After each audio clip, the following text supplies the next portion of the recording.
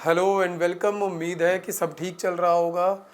जितना कराया जा रहा है आप उसको तो जो समझ में आ रहा है वो तो आ ही रहा होगा। साथ में एनसीईआरटी को ज़रूर फॉलो कर रहे होंगे। 10+2 की जिस एनसीईआरटी की मैं फ़ोटो वगैरह दिखाता हूँ वो तो रेफरेंस पॉइंट है, मेन है आर एस शर्मा की। उसको साथ में ज़रूर पढ़ लें, नहीं तो सिर्फ ये स्टोरी बन के रह जाएगी, बाद में समझ में नहीं आएगा। जब आप किताब अलग देखेंगे दोबारा वीडियो देखना पड़ेगा, बेनिफिट नहीं होगा। दूसरी बात नोट्स की, वो मैं साथ साथ बनवा रहा हूँ, बट फिर भी आइडली एनसीईआरटी के ऐसा नोट्स की ज़रूरत होती नहीं है। मैं बनवाता जा रहा हूँ, आपको करने हो तो कर लेना, जितने पॉइंट्स नोट करने हो कर लेना, वो आपका उसमें बेनिफिट होगा। ठीक है। तो हमने जो कल लेक्चर ख़त्म किया था कैलकुलेथिक के बाद आईवीसी तक पहुंच गए थे। आईवीसी में हमने अर्बन प्लानिंग की बात की थी, थोड़ी सी जो इंडस वैली सिविलाइजेशन, ओवरऑल हम उसको मानते हैं कि जो भी जिसके अंदर भी वो उस सिविलाइजेशन के लक्षण पाए गए, उनका जो एक्सटेंट है वो कितना फैल गया था, तो वो मांडा से लेकर दैमाबाद था, और वहाँ से सुतका गेंडर से लेके आलमगीरपुर था। ये सारी बात की थी, और प्लानिंग की बात की थी, चंडीगढ़ की बात की थी, सारी बातें वहाँ पर हमने की थी। इस मैप को वहाँ पर हम देख रहे थे एनसीईआरटी में, वहाँ क्लियर नहीं हो पा रहा था, कुछ दिक्कत थी। मैंने उसको यहीं पर कटिंग करवा के लगा लिया है, और अब इसमें थोड़ा आसान हो जाएगा। तो बेसिकली दो मेन इंपॉर्टेंट नदियों के नाम इसमें आते हैं। ये पॉइंट एक कल रह गया था। इंडस रिवर के बारे में तो आप सब जानते हैं, क्योंकि इसीलिए उसका नाम इंडस है। सरस्वती नदी की बात मैंने पहले लेक्चर में की थी, कल के लेक्चर में नहीं हो पाई। दूसरी नदी कहा जाता है कि शायद ये सरस्वती नदी के किनारे भी थी। तो दो मेजर नदियों के किनारे थी, इंडस के, सरस्वती के। अब सरस्वती के ऊपर बहुत सारा डिस्प्यूट है। जैसे जैसे वैदिक एज में जाएंगे वहाँ पर पता लगेगा कि सरस्वती के साथ और डिस्प्यूट है, क्योंकि आज क्या माना जाता है कि गंगा यमुना प्रयागराज में मिलती है, और साथ में तीसरी नदी जो सरस्वती है वो अंडरग्राउंड वहाँ पर मिल जाती है, या कहते हैं कि आंशिक रूप से मिलती है। तो क्या वाकई सरस्वती का वो बेड है? अभी मैं कल ही देख रहा था, कहीं पर एक न्यूज़ आ रही थी कि एक पुराना बेड मिला है, मे बी वो सरस्वती रिवर का हो। ठीक है, वो क्या होगा क्या नहीं होगा, पर जो अभी तक के फैक्ट्स हैं उसके हिसाब से सरस्वती नदी जो इंडस वैली में मानी जाती है, वो बेसिकली उस टाइम कहा जाता है कि वैसे तो वो आगे आएगा कि एक नदी थी जो कि आज के हरियाणा, पंजाब और राजस्थान और फिर पाकिस्तान में जो था डेजर्ट वाला एरिया है, सेमी एरिड एरिया है, और जो हरियाणा का कुछ एरिया है, वहाँ से वो निकलती थी और फिर इंडस में मिल जाती थी। ऐसा बहुत पहले होता था जब आईवीसी नहीं शुरू हुई थी। तो जो सरस्वती रिवर थी, ऐसा कहा जाता है जो सतलुज है, जो अब इंडस रिवर बेसिन का पार्ट है, और जो यमुना है जो गंगा रिवर बेसिन का पार्ट है, एट दैट टाइम इन दोनों को मिलाकर भी एक नदी थी। मतलब एक ट्रिब्यूटरी वो सतलुज की थी, एक ट्रिब्यूटरी यमुना की, उनमें से कुछ मिला के एक नदी बनती थी जिसका नाम सरस्वती हो सकता है। ये अभी तक की थोड़ी थ्योरी चलती है।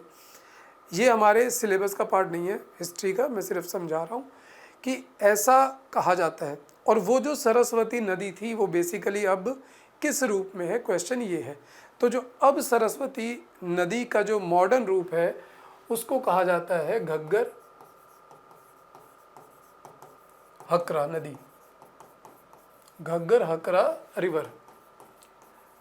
और अब ये रिवर कोई पेरिनियल रिवर नहीं बची है, ये एक सीजनल है। जब बारिश आती है तो इसमें पानी आता है, नहीं तो बहुत छोटे रूप में बहती रहती है।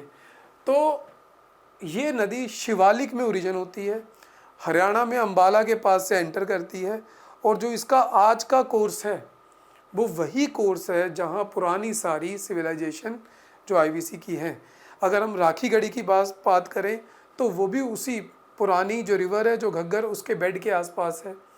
उसके बाद बानावाली की बात करें वो भी उसी रिवर के बेड के पास है। कालीबंगन की बात करें तो वो भी उसी रिवर के बेड के पास है। और जो सिरसा है, जहाँ पर, जिसका नाम ही सरस्वती नदी के नाम पर है, जहाँ पर बहुत सारी साइट्स अभी एक्सकवेट होनी रहती हैं, उनके ऊपर बहुत सारे डिस्प्यूट चल रहे हैं, केस चल रहे हैं कि वो ज़मीन पर किया जाए या ना किया जाए। वहाँ पे और बहुत बड़ा माउंड है, मे भी हो सकता है कि वो राखी गढ़ी से बड़ी साइट निकल आए आने वाले 5-10 सालों में जब वहाँ पर एक्सकवेशन शुरू हो। तो ये घग्गर हकरा नदी उसी रूट में बहती है जहाँ पर पहले अज्यूम किया जाता था कि सरस्वती है। और फिर उसके बाद ये नदी, इसके दो नाम है, सिरसा तक ये घग्गर होके आती है, उसके बाद ये हकरा नदी में इसका नाम चेंज हो जाता है, हकरा कहना शुरू कर देते हैं, और वो हकरा थार डेजर्ट में जाकर धीरे धीरे पाकिस्तान की ओर जाती है और वहाँ पर लुप्त हो जाती है, यानी कि डिसअपियर हो जाती है। ठीक है, तो दो नदियों का मेन रोल है, एक इंडस का है, एक सरस्वती का है। और सरस्वती हम मान सकते हैं कि ये सारी तो पांचों नदियाँ पंजाब की हो गई, ये जो बीच में दिखाई दे रही हैं तो यहाँ से मान लें ऐसे निकल के ये हरियाणा और ये होते होते यहाँ पर चली जाती है, और यहाँ पर वो सारी साइट है, राखी गढ़ी, बानावाली, कालीबंगन, तमाम जो यहाँ पर मिली है। तो ये दो नदियों का रोल रहा है। फिर दूसरी बात थी कि ये प्री हड़प्पन साइट है, ये मैच्योर हड़प्पन है, लोकेशंस वही है, बस जो प्री हड़प्पन थी उनमें ज़्यादातर मैच्योर में तब्दील नहीं होती है। इसमें यहाँ पर अलग से कुछ साइट्स में डेवलपमेंट होती है, कुछ मैच्योर में होती है, कुछ नहीं होती है। ये मिली जुली बात थी। ये सिर्फ मैं इसलिए बता रहा हूँ कि अपने दिमाग में एक क्रोनोलॉजी सेट रहे, कैसे कैसे इंडियन सिविलाइजेशन आगे बढ़ रही है। दूसरी बात, अब यहाँ पर कुछ साइट्स के नाम लिखे हुए हैं जिसका हमने एक्सटेंट देखा था कि ओवरऑल जहाँ पर भी आईवीसी के जो कैरेक्टरिस्टिक्स हैं वो मिले हैं, वो कहाँ थे, मांडा से लेकर दैमाबाद तक और सुत का गेंडर से लेकर आलमगीरपुर तक। तो एक बार उनका मैप में जगह भी देख लें पॉइंट बाय पॉइंट, क्योंकि बार बार नाम लेंगे तो थोड़ा सा इशू आएगा। तो ये है सुत का गेंडोर, ईरान बॉर्डर के पास है, इसकी बात हुई थी। उसके बाद इम्पॉर्टेंट एक मोहनजोदड़ो, ये इंडस रिवर पर है। इसी के ऑपोजिट दूसरी तरफ है कोडदीजी, जो कि प्री हड़प्पन बड़ी इंपॉर्टेंट रही है। उसी मोहनजोदड़ो के सामने चानू दाड़ो, ये सारे वो इम्पॉर्टेंट साइट्स हैं। इनको पहले बहुत बड़े शहर माना जाता था कि जब राखी गढ़ी और बानावाली इस तरफ खोज नहीं हुई थी इंडिया में, तो सारी खोज यहीं पर हुई थी, तो चानू दाड़ो को बहुत बड़ा शहर माना जाता था। लेकिन अब राखी गढ़ी बहुत बड़ी साइट हो गई, और जैसा कि मैंने कहा कि और एक्सकवेशन होंगी तो और बहुत सारे शहर निकल आएंगे। फिर इसमें एक इम्पॉर्टेंट, आई थिंक ये थोड़ा हुआ है धौलावीरा और ये सब, जहाँ तक मुझे याद आ रहा है, धौलावीरा रन ऑफ कच्छ में, नागेश्वर बिल्कुल द्वारका वाली जगह पर, रंगपुर, लोथल, इनके नाम आएंगे सारे। लोथल देखिए, लोकेशन इसकी याद रखिए, लोथल की, लोथल लोकेशन मैं कह रहा हूँ क्यों, क्योंकि कुछ चीज़ें इससे जुड़ी हुई हैं। उसके बाद गनेरी वाला, ये पाकिस्तान में, ठीक है, ओके। देन कालीबंगन, बानावाली, देखिए राखी गढ़ी, यहाँ पर अगर आप देख पा रहे हो मैप में, ये नदी है कालीबंगन, बानावाली, राखी गढ़ी, ये घग्गर हकरा रिवर का जो मॉडर्न वो जा रहा है, और इसी के आसपास ये है सारी। उसके बाद ये मांडा वगैरह, ये एक थोड़ा सा कंसेप्ट थोड़ा सा और क्लियर हो गया। अब चलते हैं दूसरे पॉइंट की तरफ, जो स्पेशल कैरेक्टरिस्टिक्स हम देख रहे थे। बिकॉज हड़प्पा एक ऐसी टॉपिक है जो स्टैटिक नहीं है। हिस्ट्री दरअसल स्टैटिक हो जाती है कि चंद्रगुप्त मौर्य ने क्या किया, वो चंद्रगुप्त मौर्य ने क्या किया, वो हो गया। उसके बाद हम एनालिसिस कर सकते हैं कि वो सही था कि गलत था। आईवीसी के केस में क्या है कि एक तो लिखित में तो कुछ है नहीं, archaeological evidence day by day नए नए ऐड हो रहे हैं, तो नई नई परिभाषाएं हो रही हैं, नए नए उसमें फैक्ट्स जुड़ रहे हैं। तो टॉपिक थोड़ा ये डायनेमिक कह सकते हैं, हिस्ट्री का टॉपिक है बट है डायनेमिक। जो चीज़ें मैं बता रहा हूँ उससे ज़्यादा कहीं हो सकता है कुछ और पॉइंट्स कहीं और मिल जाए आपको, तो आप जोड़ते चलना। मेन कैरेक्टरिस्टिक्स में हमने पहला देखा था टाउन प्लानिंग, इसी के अंदर दूसरा पॉइंट बना लेते हैं, इंपॉर्टेंट स्ट्रक्चर्स।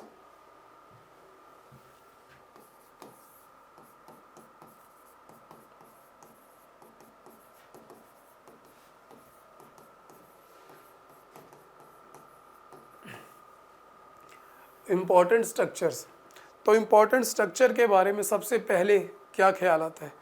इकलौता स्ट्रक्चर, जिसने थोड़ा बहुत भी पढ़ा हो हिस्ट्री को, उसके दिमाग में सबसे पहले आता है ग्रेट बाथ। इसका नाम दिया गया ग्रेट बाथ। ये है क्या? ये मोहनजोदड़ो में पाया गया है। मैं अगर एमजे लिख दूं आप समझ जाना, मोहनजोदड़ो में, ठीक है, मोहनजोदारो में पाया गया है। और ये ऐसा स्ट्रक्चर जिसके बारे में कहा जा रहा है कि शायद ये पब्लिक प्लेस थी, कोई रिचुअल वैल्यू थी इसकी, जहाँ पर रिचुअल प्योरिटी के लिए एक यहाँ पर जिस तरीके से आज के हिंदू धर्म में हम डुबकी लगा कर नहा के अपने पापों को धो लेते हैं, पुण्य को प्राप्त करते हैं, वैसा कुछ यहाँ पर चलता होगा। तो मोहनजोदड़ो में कहा जाता है कि पब्लिक या फिर कोई रिचुअल से रिलेटेड प्लेस है। काफ़ी ठीक ठाक इसकी डायमेंशन अगर हम देखें एक पिक्चर के जरिए, तो दिस इज़ द ग्रेट बात, ये मोहनजोदड़ो के एक्सकेवेशन में है। सो इसमें कुछ करना नहीं, सिर्फ समझना है कि ये उतरने के लिए सीढ़ियाँ हैं, इधर से उतरने के लिए सीढ़ियाँ हैं। जो इसका बेस है उसको वाटरप्रूफ करने के लिए जिप्सम और बिटुमन का यूज़ किया गया है। बिटुमन इज़ ऑलमोस्ट लाइक कोल तार, जिससे आज सड़कें बनती रही हैं, वो इनके पास भी था। बिटुमन और जिप्सम का यूज़ किया गया है। और इसके आसपास कमरे बनाए गए थे, एक तरफ कुआं था कि उसमें से पानी आता रहे, फिर ड्रेनेज सिस्टम था कि जो पानी निकलेगा वो ड्रेन हो जाए, क्लियरली बाहर निकल जाए। फिर ब्रिक वर्क बहुत अच्छा किया गया, बर्न्ड ब्रिक का यूज़ किया गया और स्टैंडर्डाइज ब्रिक यूज़ की गई हैं। तो ग्रेट बात के बारे में ये बातें हैं। आपसे ज़्यादा से ज़्यादा ये आ जाएगा कि ये कहाँ पर है। तो पब्लिक रिचुअल है, ब्रिक बर्न्ट यूज़ की गई हैं, and bitumen and gypsum are used for waterproofing, और फॉर, हाँ कह सकते हैं वाटर प्रूफिंग के लिए ही था।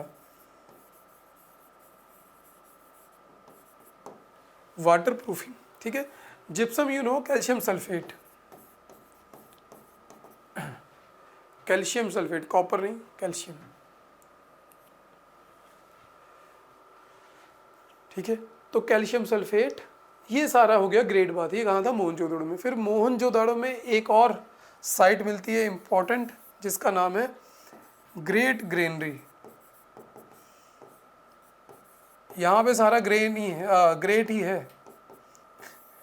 ग्रेट इसलिए क्योंकि जब वो मिल रहा था तो एक शॉकिंग था उन लोगों के लिए कि अरे ये क्या हो रहा है, ऐसे कैसे मिलता जा रहा है ये सब कुछ, ठीक है। तो ग्रेट ग्रेनरी कहाँ है? वो भी एमजे में है। काफ़ी बड़ा एरिया है। ग्रेनरी का मतलब एक ऐसी जगह जहाँ पर ग्रेन को स्टोरेज किया जा सकता है, फॉर स्टोरेज ऑफ ग्रेन। और ये बताता है कि इसका मतलब एक एग्रीकल्चर बहुत अच्छे लेवल पर डेवलप हो चुका था। अगर ना हुआ होता तो इतनी बड़ी बड़ी ग्रेनरी की क्या ज़रूरत थी। दिस ग्रेनरी ऑल्सो शोज़ कि there were must be some authority, कि जो कंट्रोल करती होगी कि ग्रेनरी यहाँ पर ग्रेन को स्टोर करो। ये भी शो करता है कि मे भी किसी प्रकार का टैक्सेशन सिस्टम भी होगा कि लोग किसी सर्विस के बदले में ग्रेन्स देते होंगे। तो बहुत सारी इंटरप्रिटेशन इससे हो सकती है ग्रेनरी का क्या काम है। ग्रेनरी होने का एक और मतलब है कि लेबर भी होती होगी, तभी तो ग्रेनरी में अनाज ले आके रखा जाएगा, कौन रखेगा। तो लेबर भी होगी, टैक्सेशन सिस्टम की भी कुछ शुरुआत हो सकती है, कोई अथॉरिटी भी होगी, एग्रीकल्चर भी अच्छा खासा होगा। बहुत सारे ऐसे लोग होंगे जो बिना खेती किए हुए अपना जो लाइफ है उसको जी सकते थे, because they can buy the grains. Buy में यहाँ पर पैसा नहीं है, barter system. Barter system you know कि ये ले लो और वो दे दो। 20-30 साल पहले तक तो गांव में बाटर सिस्टम ही चल रहा था, अभी तक चल रहा था, अब ख़त्म हो गया। अब तो यूपीआई के ज़माने में तो बात ख़त्म हो गई। तो बाटर सिस्टम में क्या है कि लगभग वैल्यू लगा ली जाती है कि भाई आपको 2 आइसक्रीम लेनी है, वो बेचने आया, आपके पास पैसे नहीं है, गेहूं अंदर पड़ा है, आप गए, आपने कहा लो गेहूं लो। अगले ने पैसे से लेना क्या था? खाना लेना था, उसने गेहूं ले लिया, पैसे की ज़रूरत ही नहीं है। तो वो काम चल रहा था यहाँ पर बाटर सिस्टम से। Great granary. उसके बाद अगर बात करें तो ग्रेनरी एक और मिली है 6 ग्रेनरीज मिली हैं इन हड़प्पा। तो if there is talk about 6 granary तो हड़प्पा है, अगर ग्रेट ग्रेनरी है तो मोहनजोदारो है। यहाँ पर 2 रोज हैं, 2 रोज ऑफ 3 ईच। कहने का मतलब ऐसे,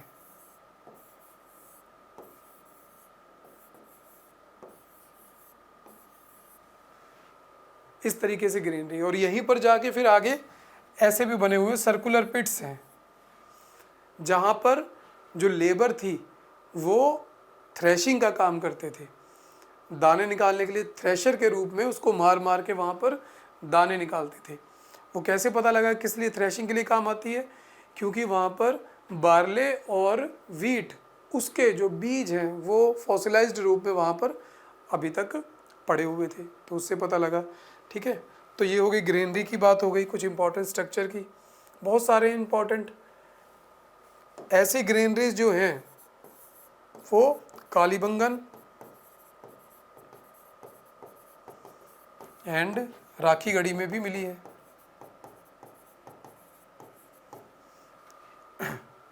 same granaries here also.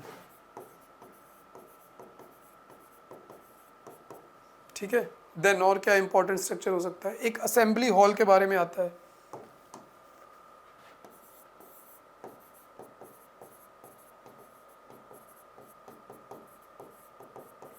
This is in MJ, Mohenjodaro. फिर एक डॉकयार्ड, बंदरगाह मिला है लोथल में, डॉकयार्ड।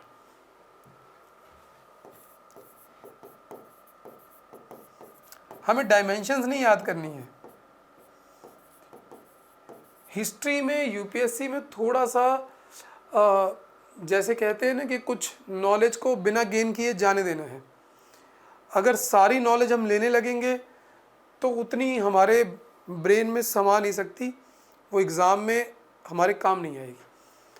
फॉर एग्ज़ाम्पल अगर इसका मैंने अगर कहूँ कि इसका जो डॉकयार्ड की जो एरिया था वो था 216 मीटर इंटू 36, 214 इंटू 36, तो इसका हम क्या करेंगे? ये किस काम आएगा? किसी काम नहीं आएगा। तो वैसी नॉलेज नहीं लेनी है। समझना है कि अगर डॉकयार्ड की बात हो रही है लोथल में, तो इसका मतलब क्या है? लोथल एक ऐसी जगह होगी जो कि ऐसे वाटर बॉडी के पास होगी, जैसा कि हमने मैप में देखा था। इसका मतलब ये भी है कि वहाँ पर ट्रेडिंग स्टेशन भी होगा, लोग ट्रेड करते होंगे। इसका मतलब ये भी हो सकता है कि अगर वो समुद्र के पास थी तो they were certainly doing business with the other civilization, क्योंकि वो कोस्ट कोस्ट जा सकते थे, कोस्ट कोस्ट वो जाकर मेसोपोटामिया भी जा सकते थे। तो इस तरीके से उसकी वैल्यू को देखना है। डॉकयार्ड की लेंथ और साइज पर जोर नहीं देना, वो तो सिर्फ याद रखना है कि लोथल में है। लाइक दिस,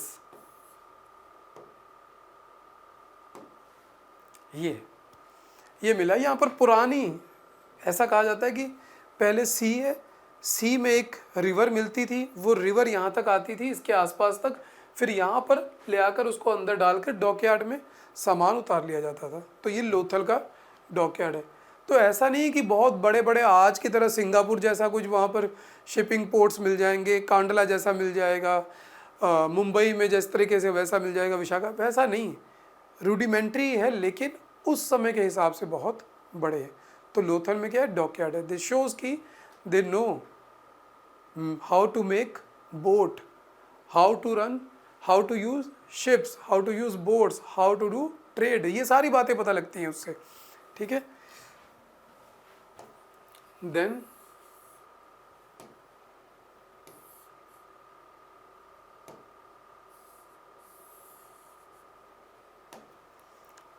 उसके बाद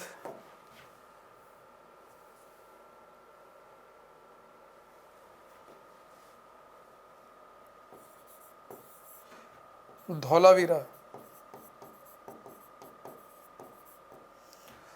धौलावीरा में मिले हैं वाटर रिजर्वायर।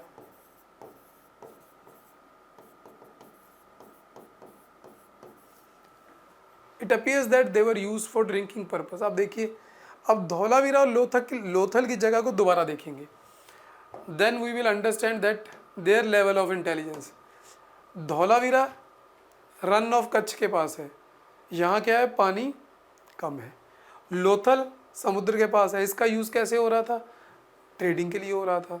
लेकिन धौलावीरा में भी रह रहे थे लोग, तो वहाँ पर क्या था? Water reservoir. धौलावीरा में ज़्यादातर जो यूज़ हुआ है वो स्टोन का हुआ है, बिकॉज वहाँ पर बर्न्ट ब्रिक बनाना इम्पॉसिबल है, पेड़ ही नहीं है, कहाँ से लकड़ियाँ लाएंगे, कहाँ से जलाएंगे, कहाँ से वो मिट्टी लाएंगे, क्ले जिससे ईंटें बनेंगी, तो वहाँ पर स्टोन से बना लिया उन्होंने। तो वो बड़े इंटेलिजेंट तरीके से अपने आसपास के जो रिसोर्सेज थे उनको यूज़ कर रहे थे। ठीक है, उसके बाद अगर एक और इम्पॉर्टेंट स्ट्रक्चर की बात करें तो that structure is known as fire एल्टार।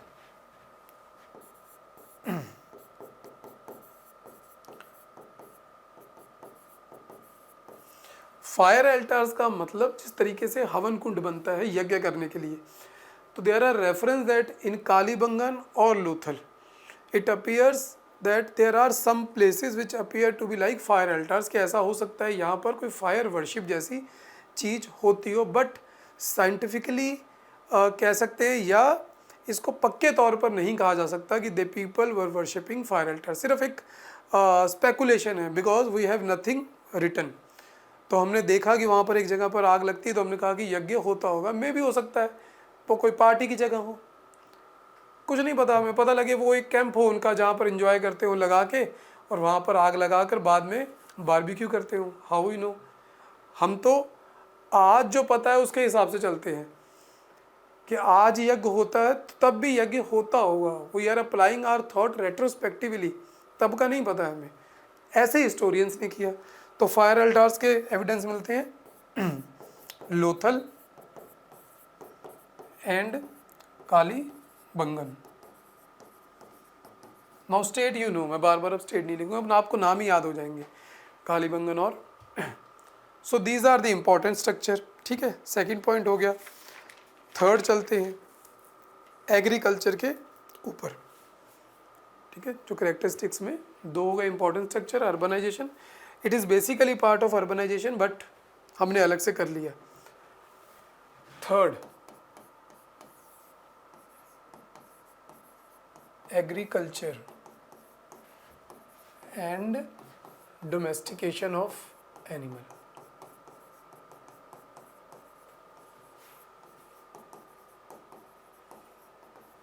So now another theory, अब जब दे डिस्कवर्ड दिस सिविलाइजेशन, वो सारा एरिया सेमी एरिड एरिया में है, चाहे वो आज के हरियाणा का एरिया हो, अगर before the canal system of Indira Gandhi canal, Bhakra canal which is from the Bhakra dam, उससे पहले ये सारा एरिया बिल्कुल ही सेमी एरिड था। Now there is good proportion of agriculture but before that यहाँ पर बहुत मुश्किल था, सेमी एरिड एरिया था। राजस्थान वाला सेमी एरिड है, मोहनजोदाड़ो वाला सेमी एरिड है, चोलिस्तान सेमी एरिड है जिसमें गनेरी वाला था, पंजाब वाला हड़प्पा वाला थोड़ा थोड़ा ठीक है, बट वहाँ भी मतलब कि आपको पता ही है नॉर्थ वेस्ट इंडिया में बारिश कम होती है, कुल मिला के आज और कम होती है। इसलिए कुछ लोगों का कहना है कि ऐसे हो ही नहीं सकता वहाँ पर सिविलाइजेशन बसी हो, उनको एग्रीकल्चर आती हो, but there are some references, खास करके अलेक्जेंडर का हिस्टोरियन है 4th सेंचुरी BC का, वो रेफरेंस देता है कि इस पूरे एरिया में अच्छी खासी बारिश होती है और यहाँ के लोग ठीक ठाक एग्रीकल्चर कर रहे हैं। तो इससे ये एक स्पेकुलेशन लगाई गई कि maybe at that time this land was fertile, this whole land of IVC was fertile, but they have over used this, over used उस ज़माने में जैसे हम आज कर रहे हैं, उनका कहना है कि वो भी ओवर यूज़ कर गए, वो जंगलों को काट के उसकी ईंटें बना गए, क्योंकि जितने तरीके से ईंटें यूज़ हुई हैं, lot of fuel is needed, और कोई तरीका था नहीं। तो उनका कहना है कि बहुत ज़्यादा उन्होंने उसको यूज़ किया, उसके बाद बहुत ज़्यादा उन्होंने डोमेस्टिकेशन ऑफ एनिमल की, जिसकी वजह से क्या हुआ, ओवर ग्रेजिंग हो गई, ये सब चला गया। सब थ्योरीज हैं, स्पेकुलेशन, आपको भी थ्योरी में अपना दिमाग लगाना है कि बस ऐसा हो सकता है, फिर उसके बाद कोई अपनी थ्योरी दे देना जब आपका मन करे। ठीक है, तो ये सब उन्होंने आइडिया लगाया और कहा कि नहीं यहाँ पर भाई ठीक ठाक एग्रीकल्चर होती थी, तो क्या करते होंगे। फिर उन्होंने आइडिया लगाया कि ऐसा हो सकता है, इतना फर्टाइल है तो फ्लड प्लेन में ही रहते होंगे, तो नवंबर के महीने में जब बाढ़ का पानी उतरता होगा तो बीज डाल देते होंगे, और जब अप्रैल में कटाई होती होगी, जब फसल आ जाती होगी तो कटाई कर लेते होंगे। तो यानी कि एक सीज़न, आज की तरह दो नहीं, ठीक है, तो आज की तरह 2 सीज़न नहीं, सिर्फ एक सीज़न तब होता था जो कि रबी वाला सीज़न है, नवंबर में बो दिया और अप्रैल में काट लिया, ऐसा कहा जाता है कि तो सिंगल आइडिया है कि single season crops from November to April.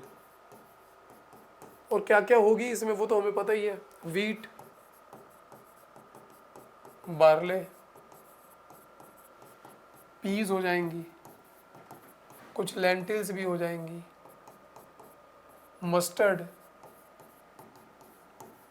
But दिक्कत आती है कॉटन में। कॉटन कैसे करते होंगे? कॉटन तो दूसरे सीजन में होती है, खरीफ वाले में कॉटन भी करते थे। तो they are the first people, ये तो नहीं है मेहरगढ़ में भी कॉटन हो रही थी। So IBC people were said to be the first people who grown cotton and used cotton for the textile, ऐसा कहा जाता है। वो सेम ही लोग हैं, बलूचिस्तान और सारा एरिया। तो they have also knowledge of cotton, first in the world.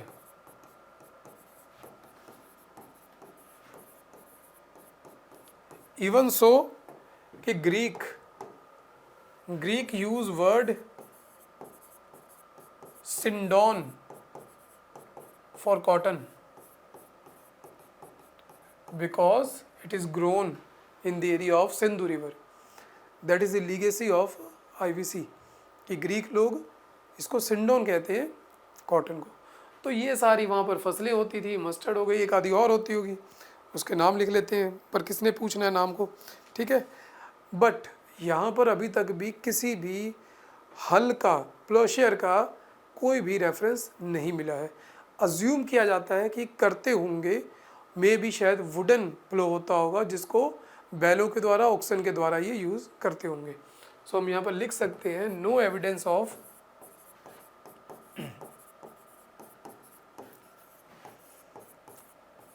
plowshare may be wooden used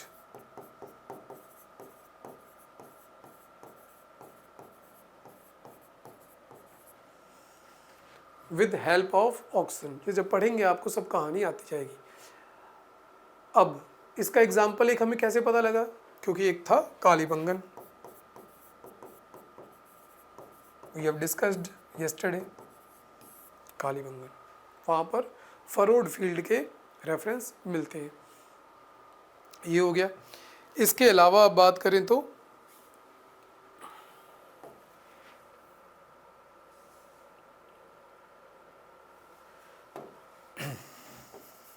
irrigation कैसी थी?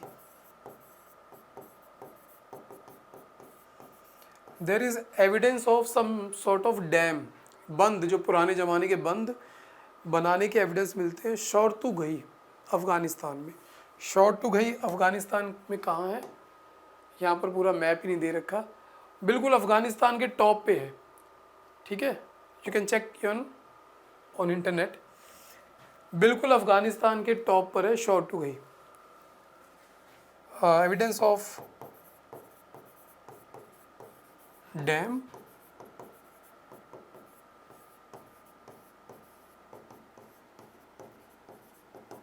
शोरतुगई इन अफगानिस्तान। बाकी जगह पर कहते हैं कि शायद यूज़ करते होंगे, बट क्योंकि नहरें कच्ची रही होंगी तो वहाँ पर क्या हो गया होगा, धीरे धीरे सिल्टिंग हो गई हो। या मे बी कुओं का यूज़ करते होंगे, क्योंकि कुएं उनको बनाने आते थे। हम जानते हैं कि उनके घरों में भी कुएं होते थे, लगभग घरों में थे। कालीबंगन में तो सारे ही घरों में थे, बाकी जगहों पर भी लगभग घरों में मिले। बाथरूम तो पक्का ही था उनके पास, ड्रेन वगैरह सब कुछ था, ठीक है। तो इस तरीके से उनकी एक सोसाइटी थी। उसके अलावा अगर बात करें तो राइस की, राइस का पहला एविडेंस जो है IBC में मिलता है लोथल में, इन 1800 BC। 1800 BC में लोथल में पहली बार मिलता है राइस का एविडेंस। तो राइस की नॉलेज उनको थी। इसका मतलब ये है, अगर कोई ऐसा क्वेश्चन आ जाए तो you should know that they were aware of the rice, IBC people specially in Lothal, ठीक है। तो उसके बाद आ गया फिर कि डोमेस्टिकेशन ऑफ एनिमल में। तो डोमेस्टिकेशन ऑफ एनिमल जानते थे, ये सारे जानवरों के जो नाम है वो आपके पास वहाँ बुक्स में लिखे होंगे, देख लेना। शीप, गोट, क्या फ़ायदा टाइम ख़राब करने का। Sheep, goat, cattles, they also domesticated elephant, especially in Gujarat belt, Lothal etcetera. यहाँ पर एलिफेंट को भी डोमेस्टिकेटेड किया गया है। Sheep, goat, cattle, elephant, they were also aware about the dog, cat, camel, they were also aware about the rhinoceros, tiger, यहाँ पर dear. तो ये सारे तो हो सकता है डोमेस्टिकेटेड किए गए हों, बट टाइगर और राइनोसरस के एविडेंस नहीं मिलते कि डोमेस्टिकेशन की गई होगी, but they are aware of the tiger and rhinoceros. और जो बुल है, हम्प्ड बुल, उसको तो ये बहुत पसंद करते हैं।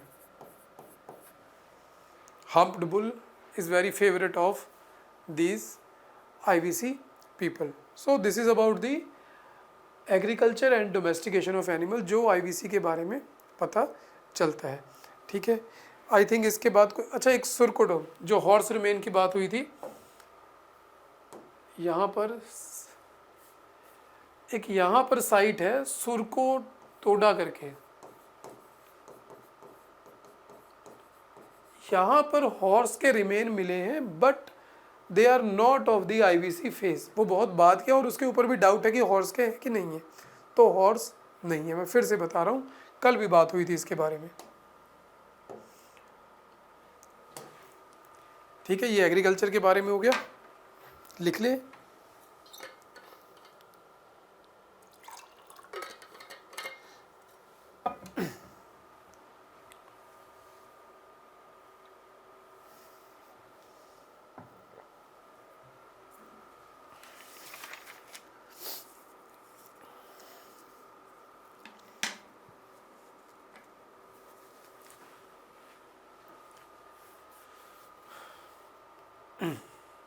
चलिए, फोर्थ,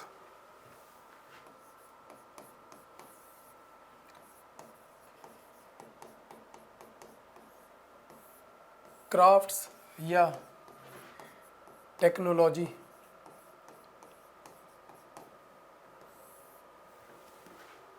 कैसी रही होगी? इतनी बड़ी सिविलाइजेशन है तो क्राफ्ट्स तो आता ही होगा। इतनी सारी ब्रिक का जो आर्ट वर्क है, जो ग्रेट बात उन्होंने बनाया है, जो ग्रीनरीज बनाई हैं, जो अर्बन प्लानिंग की है, बिना क्राफ्ट के, टेक्नोलॉजी के, नॉलेज के बिना तो हो ही नहीं सकती। इसका मतलब उनकी अच्छी खासी क्राफ्ट और टेक्नोलॉजी में नॉलेज थी। इसके बारे में हमने एक और बात की थी चलते हुए कि OCP पीपल, जिनके पास अच्छा खासा कॉपर के होर्ड्स मिले हैं, जो कि काफ़ी अच्छे दर्जे की आर्टिस्टमैनशिप है, यानी कि उनको अच्छी खासी क्राफ्ट की नॉलेज थी, टेक्नोलॉजी की नॉलेज थी, रूडिमेंट्री नहीं थी। दिस शोज़ कि कहीं ना कहीं वो पोस्ट हड़प्पा पीपल से लिंक हो सकते हैं। क्राफ्ट्स एंड टेक्नोलॉजी के बारे में कहीं ठीक ठाक इनको क्या क्या पता था? They knew how to make bronze, तभी तो ब्रॉन्ज सिविलाइजेशन है। कैसे बनती है? कॉपर प्लस टिन मिलाकर। कहा जाता है कि कॉपर ये कहाँ से लेते थे? खेतरी माइंस, और maybe from a place known as Dilmun, which is at present known as Bahrain. Bahrain को डिलमुन कहा जाता था उस दौर में। मेसोपोटामियन जो सिविलाइजेशन थी उसके टाइम पर, वहाँ से ये कॉपर लेते थे। ये कैसे पता लगा? क्योंकि जो मेसोपोटामिया की ब्रॉन्ज एज थी और IBC की ब्रॉन्ज एज थी, दोनों में जो कॉपर यूज़ हुआ है, उनकी जो इम्प्योरिटीज़ है, जो उस कॉपर ओर की इम्प्योरिटीज़ है, वो सेम है। This means they were using, Mesopotamia using from Dilmun, तो इसका मतलब हम भी डिलमुन से कॉपर को ले रहे थे। ठीक है, but we also taking tin from the Afghanistan. इनके बारे में भी बातें हमारी हुई थी जब हम फर्स्ट चैप्टर कर रहे थे। तो this means they have the knowledge of bronze. और इस ब्रॉन्ज से क्या क्या कर रहे थे वो? They were making tools, utensils and even other luxury item कह सकते हैं।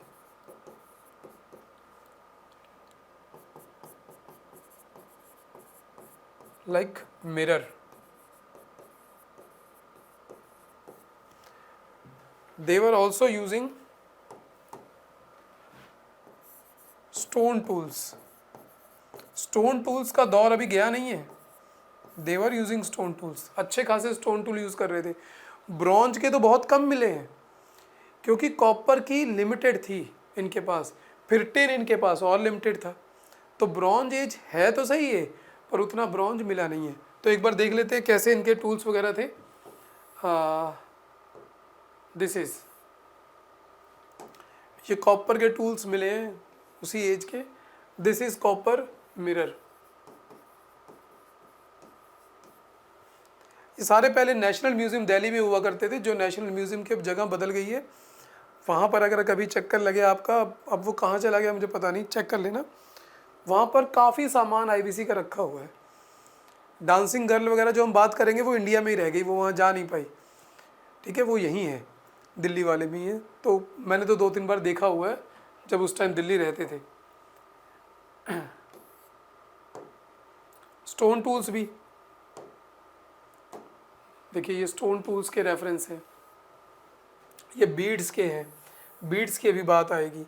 ये सील है, सील क्या होती है उसकी भी बात करेंगे। तो इस तरीके की चीज़ें वहाँ पर काफ़ी मिली जिससे हमें पता लगता है। दिस इज स्क्रिप्ट, ये ऊपर एक स्क्रिप्ट लिखी हुई है जो हम पढ़ नहीं पाए, उसकी भी बात करेंगे क्यों नहीं पढ़ पा रहे।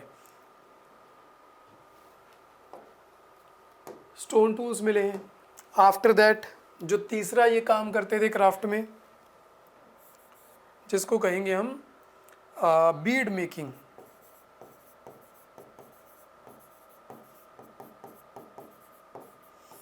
Very important work they were doing, bead making. ऐसा लग रहा है कि बिल्कुल महारत ही बीड मेकिंग में थी। मतलब थे कलाकार ही आदमी थे, बस जो कर रहे थे इतनी शिद्दत से कर रहे थे कि वो आज तक बहुत अच्छी क्वालिटी की है।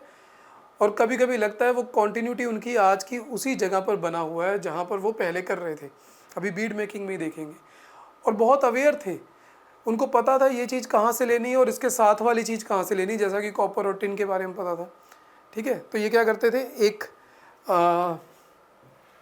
बीड मेकिंग में यूज़ करते थे कि लेपस लजूली,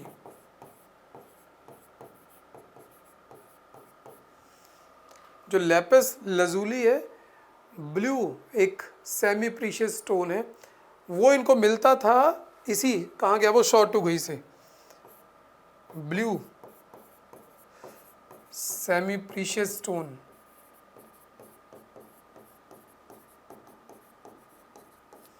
ये सिर्फ मिलता था शॉर्टुगई से।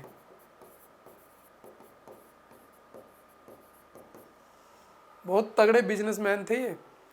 इनको पता था कि शॉर्टुगई में है सेमी प्रीशियस स्टोन, और वहाँ के लोगों को अकल नहीं है, वहाँ के लोगों को आज भी अकल नहीं है।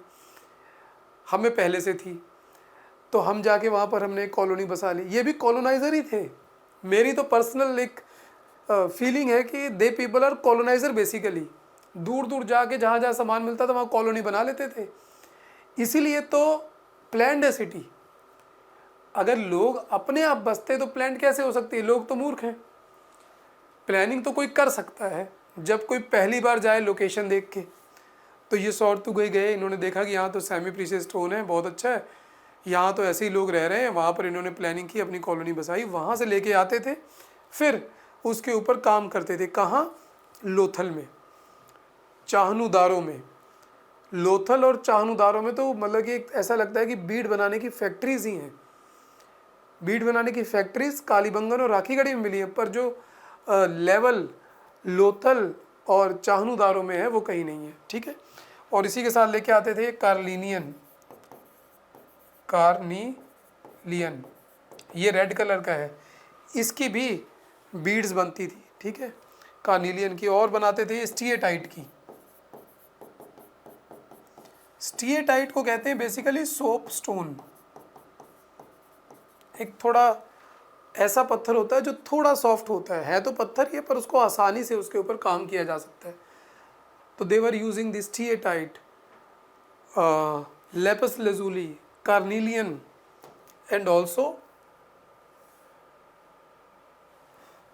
Even they were using the terracotta. Terracotta कौन पहनेगा, गरीब आदमी, उसको बेचारे को मिट्टी की बना के दे देते थे। सो देवर वेरी गुड। सो इन सब की जो मेन फैक्ट्रीज मिली हैं वो कहाँ मिली हैं? Lothal and चाहनुदारो।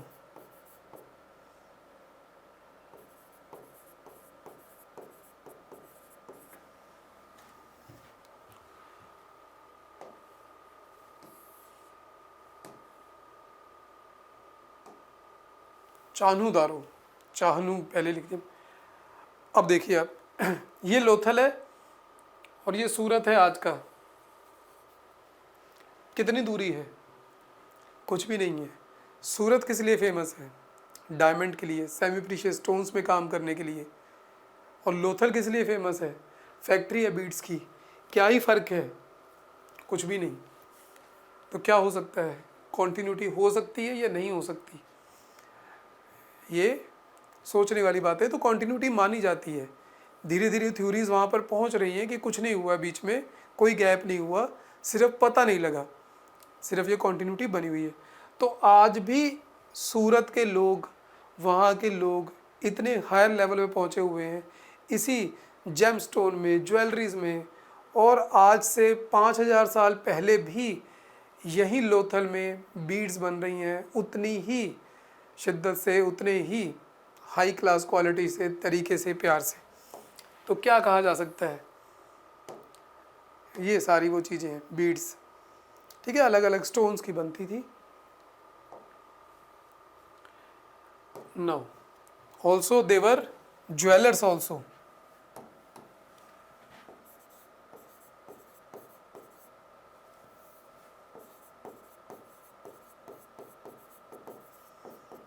Silver and gold, ये भी इंडिया में नहीं होता, कहीं बाहर बूर से लेके आते थे सब। ये बस इनको उस पर काम करना आता था। हमारे पास आज भी सिल्वर गोल्ड नहीं है, हमें काम करना आता है। हमारे पास तब भी सिल्वर गोल्ड नहीं था, हमें काम करना आता था। तो ये सब वैसा का वैसा चला आ रहा है। ठीक है, 1 2 3 4 पॉइंट हो गए। अगला पॉइंट नेक्स्ट पेज पे कर लेते हैं। ज्वेलरी हो गई। उसके बाद अगर हम बात करें तो पॉटरी,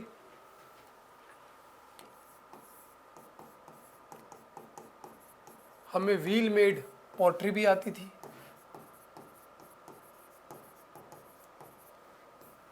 हमें कहने का मतलब ये नहीं कि मैं आईवीसी में रहता था वहाँ पर। हम अज्यूम कर रहे हैं कि कोई ना कोई हमारा आसपास का पूर्वज उस ज़माने में वहाँ रहता होगा। मैं भी हो सकता है ना रहता हो, हम बाद में जो लोग आए हैं उनके हिस्सा हो। हमारे देश में कौन सा एक आदमी आया है? कभी आर्यन आए हैं, कभी इंडो ग्रीक, तो खैर मैं तो नहीं हो सकता, जो हो सकते हैं वो देख लें। शक, पार्थियन, पता नहीं कौन कौन आया, हून तक आए हैं, बाद में तो और आए हैं, अकबर बाबर के साथ भी आए, मुगल भी आए, वो भी नहीं हो सकते हम। इतना तो अज्यूम कर सकते हैं। तो यही अज्यूम कर सकते हैं कि शायद आईवीसी वाले हो। तो व्हील मेड पॉटरी भी है और ये स्पेशल है। इसके ऊपर ब्लैक, इसको कहेंगे red pottery with black design.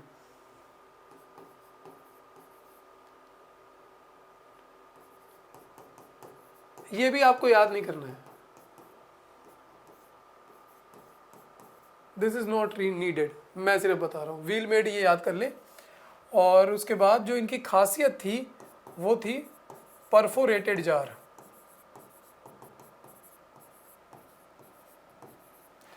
एक परफोरेटेड जार मेसोपोटामिया में मिला है विद द सील, जिसकी बात हम करेंगे, with the seal of IVC. और उसके अंदर कुछ तरल पदार्थ यहाँ से भेजते थे, क्या भेजते थे पता नहीं, लेकिन ऐसा कहा जाता है कि कुछ सोमरस टाइप का ही भेजते होंगे, और तो कुछ यहाँ होता नहीं है पीने वाली चीज़ में, तो ऐसा कुछ ही भेजते थे लिक्विड, और तो कुछ इंडिया में था नहीं, तो ये वहाँ भेजते थे। और वो मिला है, कहा जाता है कि पूरा इंटैक्ट ही मिला है सील के साथ, बट जो अंदर का लिक्विड था वो धीरे धीरे एक तरीके से इवेपोरेट हो गया या लीकेज उसकी हो गई। पॉटरी हो गई। उसके बाद हम बात करें तो मेटलर्जी अच्छी खासी थी, वो हमने पहले ही बात कर ली। जो ब्रॉन्ज वगैरह बनाते तो मेटलर्जी की नॉलेज थी। डांसिंग गर्ल की बात करेंगे, मेटलर्जी की नॉलेज थी। देन इसके बाद पॉटरी, स्टील मेकिंग,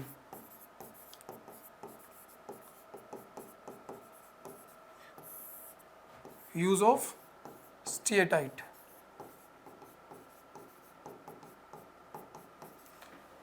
स्टीएटाइट जो पत्थर है उसके ऊपर ये अपनी सील बनाते थे। सील का जो मेन मकसद माना जा रहा है कि उसका यही है कि एक मर्चेंट की एक तरीके से गारंटी थी। जिस तरीके से आज गारंटी होती है कि आपने अमेज़ोन से कुछ मंगाया, अमेज़ोन ने अपनी टेप लगा दी, this Amazon tape is the seal of IVC, कि अगर वहाँ से सील लग के आ रही है और जहाँ जानी है वहाँ तक पहुँच गई तो इसका मतलब रास्ते में उसके साथ छेड़छाड़ नहीं हुई है, जैसा पैक किया गया था वैसा वहाँ पर पहुँच गया। दोनों तरफ पता होता था, उनके पास भी उनकी सील का रेफरेंस होता था, यहाँ से वो सील होती थी, वो देखते थे सेम सील है, सेम आदमी से आई है, कोई टच नहीं हुआ है, वहाँ पहुँच गई। अब देखिए बनाने वाले तो तब भी चोर रहे होंगे, सील तो बना ही लेते होंगे, चाहे कुछ हो जाए, आदमी नहीं बदल सकता, तो कोई ना कोई बीच में सील बना के कांड तो करता ही होगा, लेकिन वो कैसे बचाते होंगे हम नहीं जानते। ठीक है, यूज़ ऑफ स्टीएटाइट बहुत तरह की सील्स मिली हैं, खास करके जो मेन उस पे हैं हम्प्ड बुल हैं, सबसे ज़्यादा यूनिकॉर्न, मैक्सिमम, और जो जो शेप है स्क्वायर है, नॉट सिलेंड्रिकल। सिलेंड्रिकल नहीं मिली है हड़प्पा की कुछ भी, लगभग स्क्वायर है या थोड़ी लंबी हो सकती है, बट सिलेंड्रिकल नहीं है। सिलेंड्रिकल मतलब गोल नहीं है हमारी, वो मेसोपोटामिया की है, पर्शियन गल्फ में मिली है, बट नॉट आईवीसी, वो आईवीसी की नहीं है। और इसके ऊपर क्या होता था, स्क्रिप्ट भी इंस्क्राइब्ड होती थी।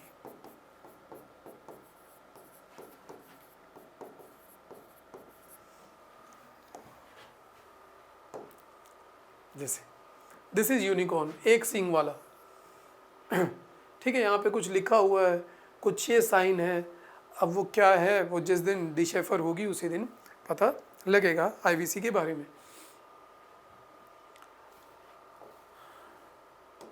सील मेकिंग हो गई आई थिंक, और तो कुछ इसमें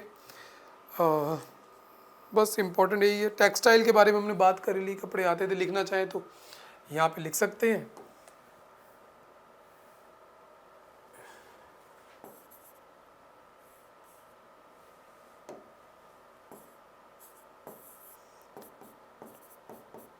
टेक्सटाइल का काम भी इनको आता था, कपड़े बनाने आते थे। इवन जो शेल होता है, जो समुंदर से निकलते हैं शेल, शेल के ऊपर भी अच्छा खासा काम ये करते थे, उससे भी डिज़ाइन बनाते थे काफ़ी। तो ये तो इनके क्राफ्ट के बारे में नॉलेज होगी। तो इसका मतलब एग्रीकल्चर कर रहे थे, क्राफ्ट कर रहे थे, शहर बना के रह रहे थे। अब आपको नहीं लग रहा कि ठीक ही रह रहे थे वो, और क्या चाहिए, सिर्फ एक टेलीविज़न और मोबाइल ही तो नहीं था, बाकी तो सब कुछ था ही। तो इसके बाद अब चलते हैं क्राफ्ट के बाद नेक्स्ट चीज़ के ऊपर, जिसको कि हम नाम देंगे इसी में एक पॉइंट देख लेते हैं, और ट्रेड, ट्रेड के बारे में थोड़ी सी बात कर लेते हैं इसी कॉन्टिन्यूटी में। यह अगला पॉइंट बना लेते हैं। कितने पॉइंट हो गए हमारे, 4 हो गए, 5। Trade, trade is both internal और इनलैंड और एक्सटर्नल।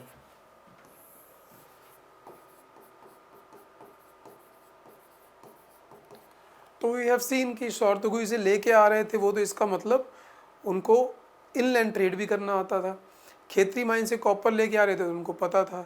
लोथल तक वो लेपस लजूली जो लेके आ रहे थे सेमी प्रेशियस स्टोन, वहाँ से अफ़गानिस्तान से लेकर लोथल तक पहुँचा रहे थे, इसका मतलब उनको ट्रेड तो करना ही आता था। फिर दूसरी बात, अगर अफ़गानिस्तान के लोग इनको सेमी प्रेशियस स्टोन दे रहे थे, so they must be having something, इनसे भी कुछ लेते होंगे। तो ये क्या दे सकते थे, ये मुझे लगता है कि सिर्फ खाने पीने का सामान दे आते होंगे, क्योंकि इनके पास एग्रीकल्चर हो रहा था। एग्रीकल्चर शॉर्टगुई में नहीं हो सकता, पानी पुनी का बंदोबस्त कर रखा है, बट उस एरिया में उतनी एग्रीकल्चर नहीं हो सकती। तो बार्टर सिस्टम पे कुछ ना कुछ यहाँ पर चल रहा था। तो इनलैंड ट्रेड तो यहाँ पर प्रेजेंट है ही, यहाँ पर पॉइंट्स लिखने की ज़रूरत नहीं है, आपको खुद ही याद आ जाएगा। कॉपर नहीं है इनके पास, कॉपर खेतरी माइन से ले रहे हैं, तो टिन ले रहे हैं, अफ़गानिस्तान से ले रहे हैं, लेपस लजूली ले रहे हैं, कार्नीलियन ले रहे हैं, तो ये सारी चीज़ें एक दूसरे से एक्सचेंज कर रहे हैं। तो कैसे कर रहे हैं, ट्रेड के दम पे। ग्रेन वाली बात कि वही कुछ ना कुछ टैक्सेशन सिस्टम होगा। अगर ग्रेन ले रहे थे तो उनको स्टोरेज भी कर रहे थे, तो भी एक तरीके का ट्रेड है। जो लोग एग्रीकल्चर नहीं कर रहे थे उनको ग्रेन मिल रहा था, इसका मतलब कोई ना कोई वो भी मैकेनिज्म था ट्रेड का। तो इनलैंड ट्रेड तो था इनके पास, इधर से उधर सामान पहुंचा रहे थे। बट जो इम्पोर्टेंट है वो ऐसा है कि ये बाहर से भी ट्रेड कर रहे थे, खास करके मेसोपोटामिया।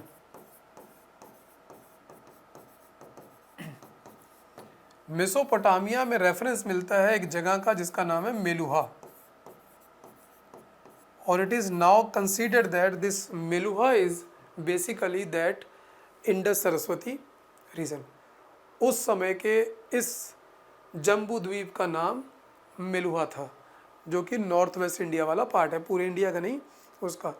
इंडिया का नाम तो हिंदुस्तान भी वो ऊपर वाले नॉर्थ इंडिया का था।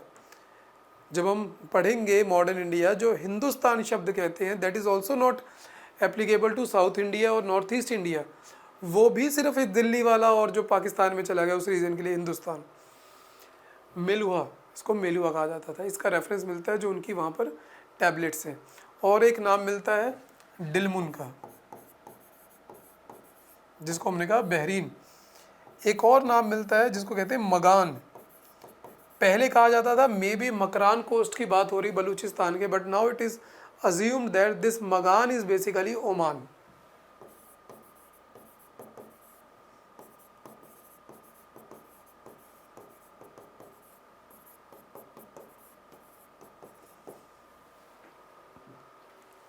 तो मेसोपोटामिया से मिलता है, तो हमें कुछ कुछ पता लगता है वहाँ पर। पता लगता है कि जो इंडस वैली के लोग हैं वो कॉलोनीज बनाकर डिलमुन में भी रह रहे हैं, मगान में भी रह रहे हैं, और इवन मेसोपोटामिया के कुछ शहर हैं जिसमें एक इम्पॉर्टेंट है उर, उसमें रह रहे हैं हमारे लोग वहाँ पर जाकर बिजनेस कर रहे हैं। कुछ वहीं रह गए होंगे, कुछ वापस आए होंगे, ठीक है। तो ये सब कुछ तब भी चल रहा था, ये सब कुछ आज भी चल रहा है, कुछ नहीं बदला है, दुनिया वैसे ही चल रही है, इससे सिर्फ ये समझना है। और अगर बात करें इसमें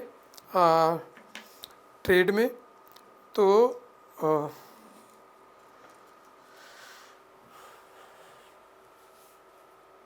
क्या करते थे इंपोर्ट और एक्सपोर्ट में, या एक मैप देख लें पहले।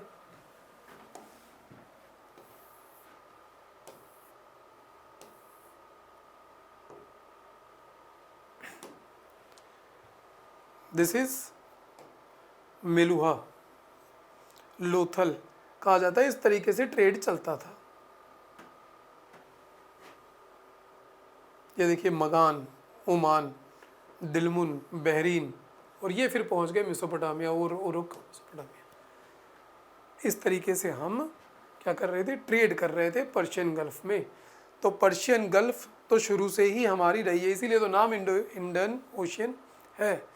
कभी भी ऐसा नहीं हुआ कि हमने यहाँ पर ट्रेड नहीं किया। तो ये सारी कहानी उसकी। ये देखिए यहाँ पर इस सील में बोट बनी हुई, this means that we are also aware about the boat making. ये हम वहाँ लिख सकते हैं क्राफ्ट में कि we have the knowledge of boat और शिप मेकिंग। ये स्क्रिप्ट का एक रेफरेंस है, इस तरीके की हमारी स्क्रिप्ट है।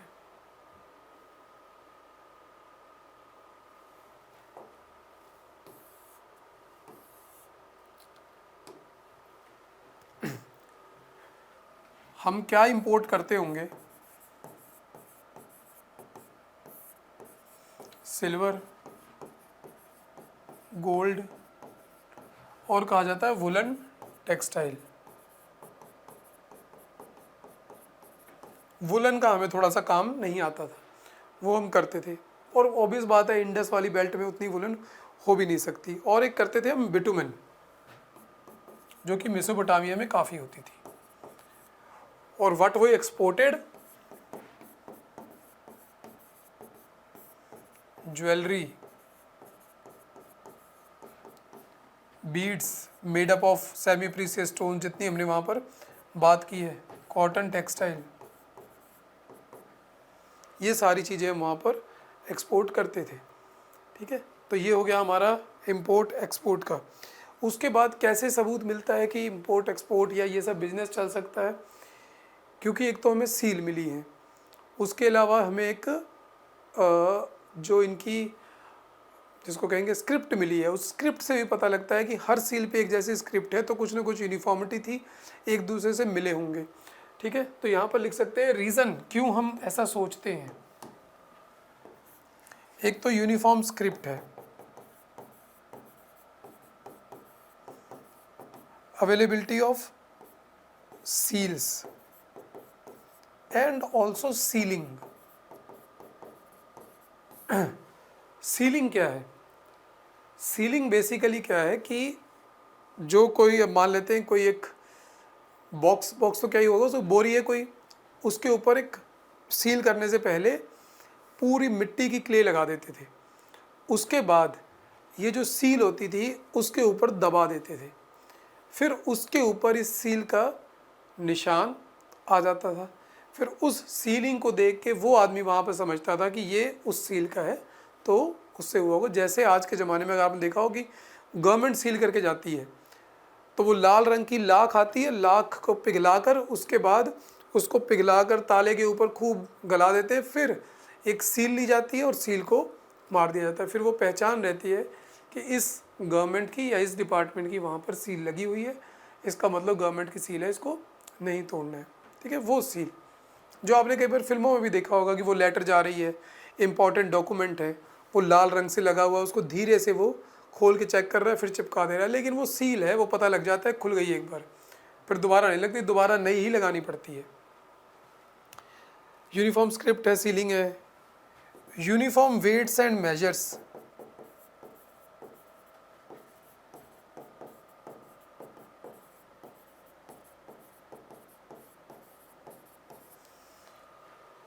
वेट भी है यूनिफॉर्म इनके पास, नापने का तरीका, मापने का, ये भी एक यूनिफॉर्मिटी है हर जगह पर। लगभग यूज़ किया गया 16th का इस तरीके से करके, इसको अगर कहें 16, फिर 32, फिर 64, इस तरीके से करके। ठीक है, तो 16 की बड़ी वैल्यू है, और कहा जाता है कि आज भी इंडिया का जो रुपीज़ है वो बेसिकली क्या है, 16 आने का ही बना हुआ है। 4 आने 25 पैसे, 8 आने 50 पैसे और 8 8 16, ऐसे इनका था, 2 4 8 16। तो इस 16 का और भी बहुत सारी जगह रेफरेंस मिला है 16 का, तो वो 16 कहा जाता है कि शायद वो आज तक चला ही आ रहा है। और they were also aware about the decimal system, कहा जाता है कि जब छोटे लेवल पे बात करते थे तो बाइनरी सिस्टम में बात करते थे कि 10 20 30 40, और फिर जब ज़्यादा हो जाता था तो डेसिमल सिस्टम में चले जाते थे। तो ये सारी बातें बताता है कि they were aware about the trade, क्योंकि ट्रेड के लिए इन सारी चीज़ों की ज़रूरत है। एक जैसी स्क्रिप्ट हो ताकि सारे लोग पढ़ सकें, सील और सीलिंग ताकि पहचान बनी रहे, यूनिफॉर्म वेट एंड मेजर हो ताकि भाई कितना जा रहा है, कहाँ क्या डालना है, कितना वेट का ऑर्डर आया था, क्या है, वो सारा हो। ठीक है, ये सारी बातें क्या बताती हैं कि they were doing great trade, बहुत बड़े व्यापारी थे। व्यापारी वाली बात को दिमाग में बैठा लें कि थे, और वाकई में लगता है कि थे। चले अब चलते हैं अब 6th पे, नेक्स्ट पॉइंट पे।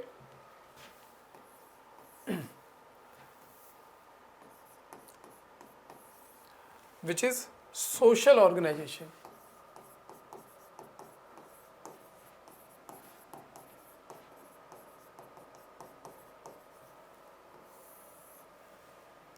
कि सोशल ऑर्गेनाइजेशन इनकी कैसी थी, क्या पता लगेगा हमें, हाउ यू नो कि इनकी सोशल ऑर्गेनाइजेशन कैसी थी। लिखित पता नहीं लग रहा, कैसे पता लगाएं, कोई तरीका, क्या देखेंगे? हम देखेंगे कि कुछ ना कुछ हियरार्की तो है। क्यों हियरार्की है? सम हियरार्की प्रेजेंट।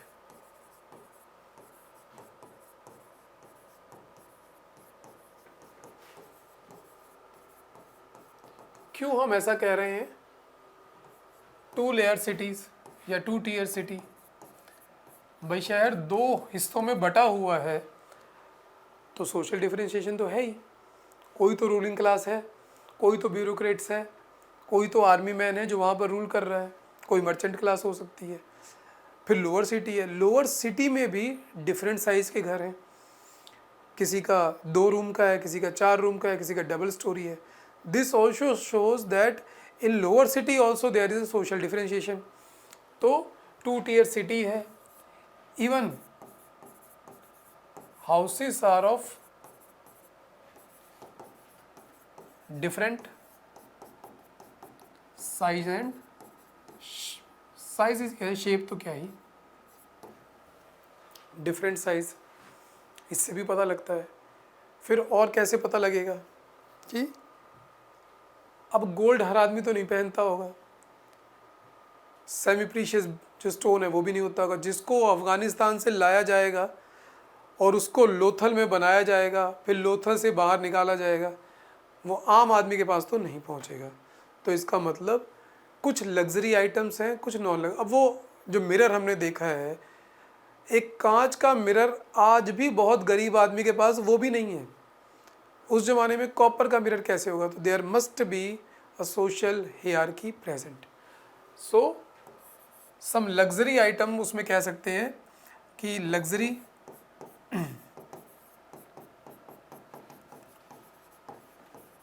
बाय रिच, और जो टेराकोटा के मिलेंगे बाय पुअर। फिर और कैसे? कोई और एविडेंस? क्योंकि this is only based on the evidence, कोई रिटर्न तो है नहीं। बरियल्स, जो बरियल मिलेंगे उसमें पता लगेगा जो व्यक्ति मरा था उसके साथ दबाया क्या गया है। अगर सोना चांदी दबाया गया इसका मतलब वो अमीर था, अगर मिट्टी के बर्तन रखेंगे इसका मतलब गरीब था। तो अमीरी गरीबी चली आ रही है तब से। सो इन बरियल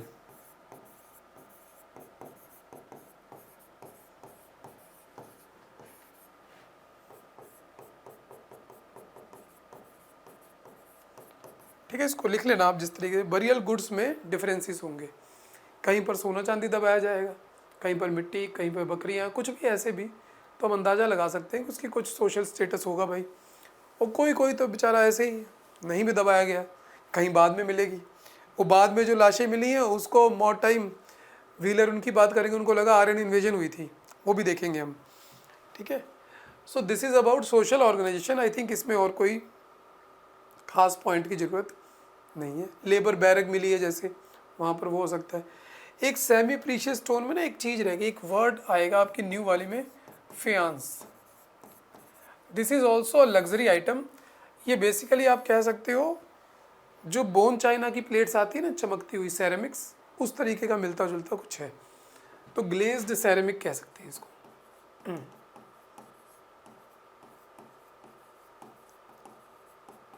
तो ये भी बड़े महारत थी हमारी, हम ये भी बनाते थे। फ्यांस भी बना बना के, फ्यांस स नहीं है इसमें, फ्या ही है वो, पर हम इंडियन फ्यांस बोल ही देते हैं। आई थिंक शायद फ्रेंच कोई वर्ड है, फ्या ही है, बट हम फ्यांस बोल देते हैं। आपको जो बोलना हो बोल लेना। सोशल ऑर्गेनाइजेशन हो गया। नाउ चलते हैं हम अगले की तरफ। एडमिनिस्ट्रेशन कैसा था? What about the administration?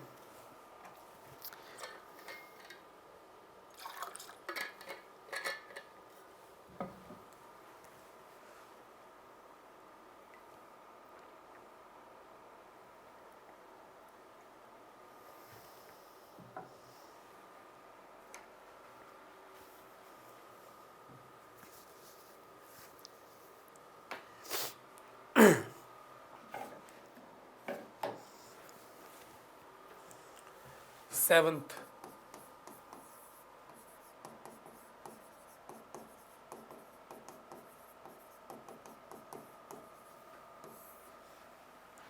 Administration.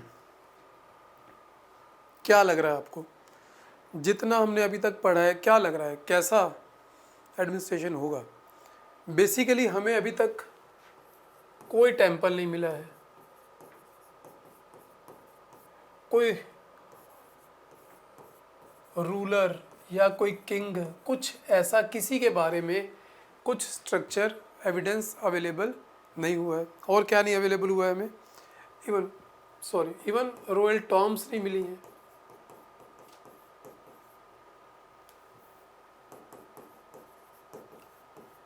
Royal Tom's भी अवेलेबल नहीं है। तो कैसे पता लगेगा क्या हो सकता है? कुछ लोगों का कहना है कि प्रीस्ट किंग।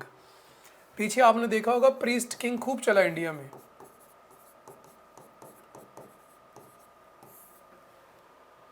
बेसिकली एक हाफ बट मिला है मोहनजोदाड़ो में, स्कल्पचर है लाइमस्टोन का बना हुआ, उसको कुछ लोगों ने उस समय कहा प्रीस्ट किंग, और उस प्रीस्ट किंग के थोड़ी सी दाढ़ी रखी हुई तो लोगों ने मोदी के साथ चिपका के बना दिया कि mister Modi is now priest king.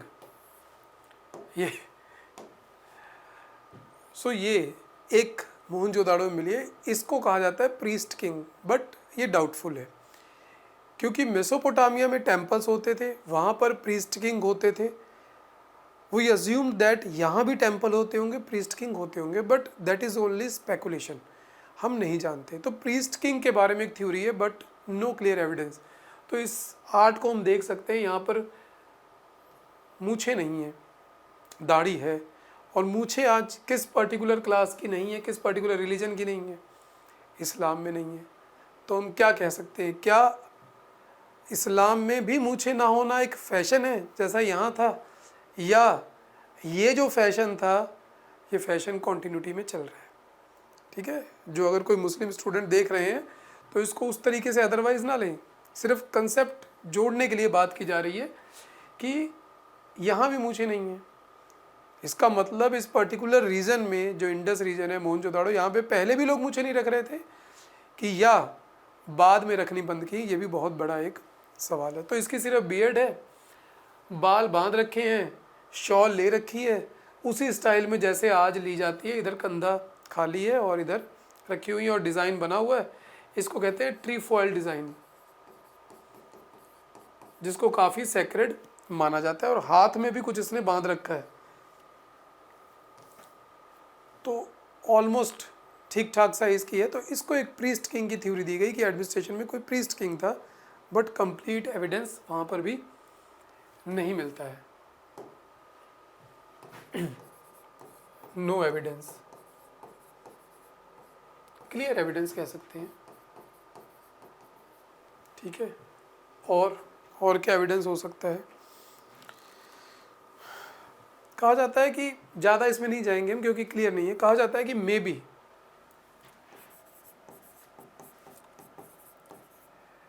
B oligarchy हो सकती है।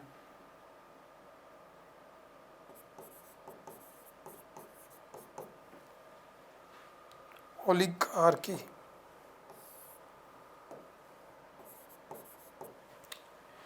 ओलिगार्की मतलब कि कई सारे ठीक ठाक पावरफुल लोग हैं और उन्होंने कहा कि भाई ऐसे ऐसे काम करेंगे और वो करा रहे हैं। May be this oligarchy is basically class of merchant, ऐसा भी हो सकता है। मे बी ओलिगार्की और ग्रुप ऑफ मर्चेंट्स।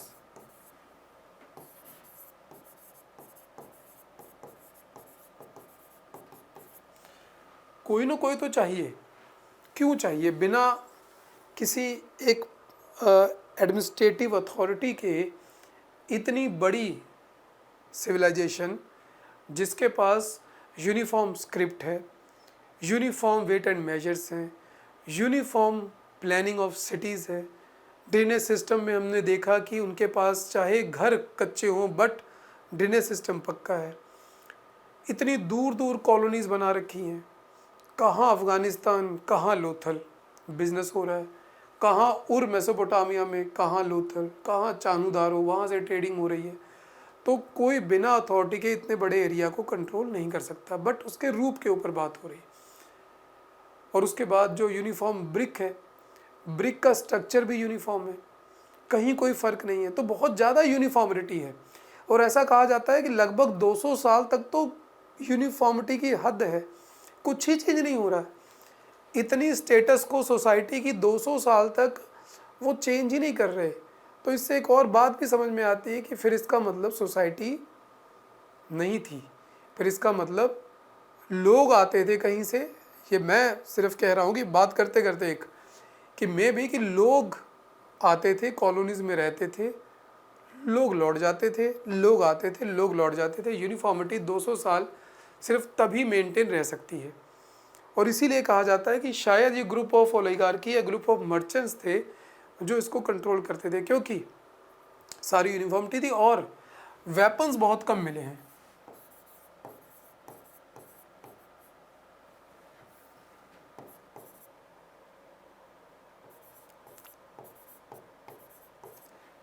वेपन्स बहुत कम मिले, सब कुछ मिला, वेपन्स नहीं मिले। ठीक है, ऐसा कैसे हो सकता है?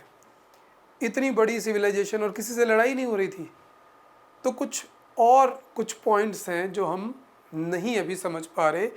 वेपन्स का ना मिलना, इतनी यूनिफॉर्मिटी होना, 200 साल तक लगभग स्टेटस को बने रहना, और इतनी ज़्यादा प्लानिंग होना, must be some form of coloniser, must be some form of group of merchants, must be some form of oligarchy जो कि ये सारा कुछ कर रही थी। बट टुडे क्योंकि हम स्क्रिप्ट नहीं पढ़ सकते तो we have no clear cut idea. हम आज के समय से रेट्रोस्पेक्टिव जाके सिर्फ सोच सकते हैं कि ऐसा ऐसा हो सकता है। बट आई थिंक कि ग्रुप ऑफ मर्चेंट्स जो कि वेरी पीसफुल सिर्फ ट्रेड करना चाहते हैं, जैसे आज है अडानी अंबानी या फॉरेन के जितने मर्जी हम कैपिटलिस्ट उठा लें, वो लड़ना कहाँ चाह रहे हैं? कोई ईरान में लड़ना चाह रहा है, कोई यूक्रेन में लड़ना चाह रहा है, कोई चाह रहा है कि मैं बांग्लादेश अफ्रीका में लड़ लूँ, पर कोई अपने पास नहीं लड़ना चाह रहा। वैसा ही कुछ हो सकता है उस समय भी चल रहा। तो ये एडमिनिस्ट्रेशन के बारे में थोड़ी सी बात है कि कैसा था, प्रीस्ट किंग था नहीं था, कोई एविडेंस नहीं है। तो अगर कोई ऐसा सवाल आता है तो हमें उसमें नहीं जाना, और इसके होने के लिए सबूत why it is must be there, वो सारी यूनिफॉर्मिटी वाली बातें कर देनी है कि क्यों हो, क्यों इसलिए हो क्योंकि यूनिफॉर्मिटी बहुत ज़्यादा है। ठीक है, अब बढ़ते हैं अगले टॉपिक की तरफ, विच इज़ 8th।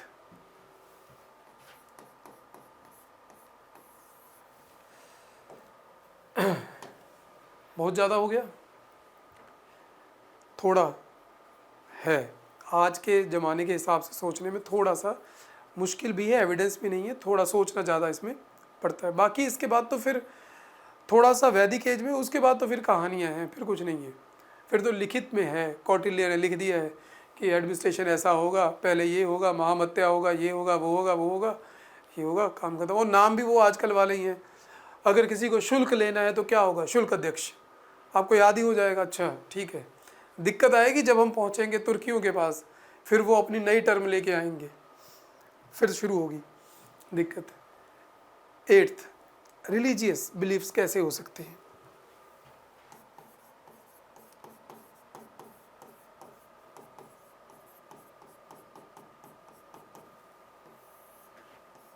सबसे पहले बड़ा पॉइंट है, no written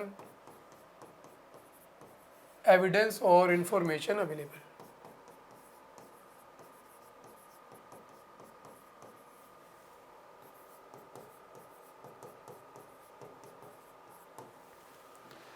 no written information available. तो अब सब स्पेकुलेशन, ये तो आर्कियोलॉजी पे बेस है सारा। हमने 4 देखे थे ना, archaeology, inscription, coins, literary source. Literary source Harappa में है नहीं, कॉइन इनको पता नहीं था, इंस्क्रिप्शन के रूप में जो है हम पढ़ नहीं सकते, हम सिर्फ आर्कियोलॉजिकल एविडेंस पर बेस कहानी सारी बयान कर रहे हैं। सो अवेलेबल। पहला एक कंसेप्ट चलता है कि शायद ये किसी मदर गॉडेस को मानते थे। मदर गॉडेस,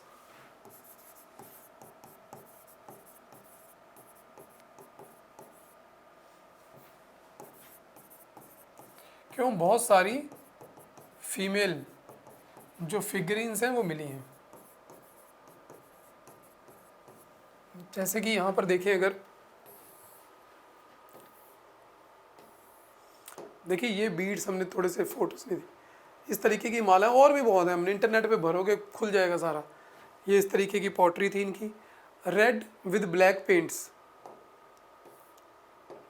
दिस इज, ये हैं सारी वो फीमेल फिगरिंग्स। यही नहीं है, बहुत सारी मिली है, बहुत।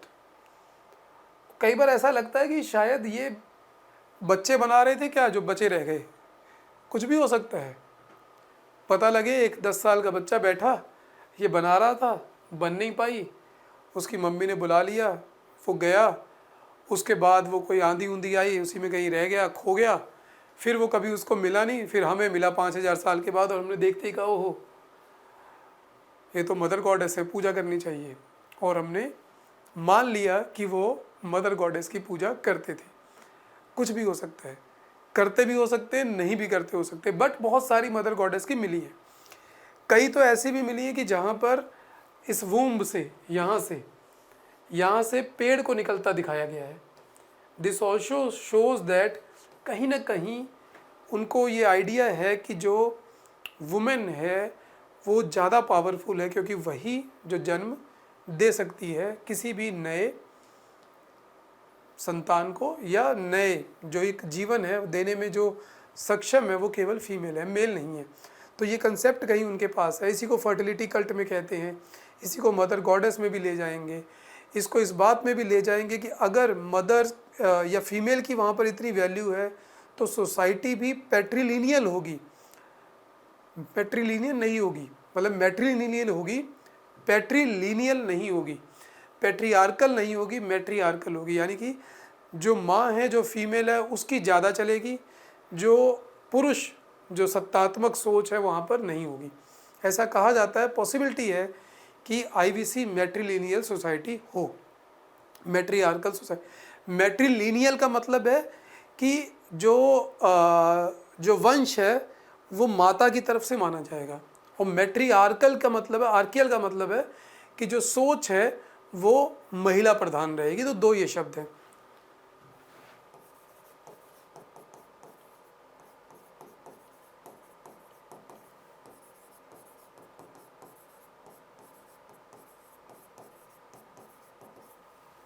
मैट्रीलिनियल का मतलब कि जो जनरेशन है उसकी लीनियज जो है वो मदर की तरफ से मानी जाएगी।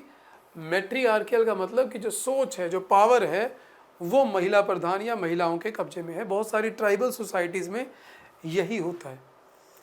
जैसे जैसे प्रॉपर्टी, लैंड की वैल्यू उसके ऊपर पकड़ बनती जाती है, ये धीरे धीरे पैट्रीलिनियल और पैट्रियार्कल होता जाता है।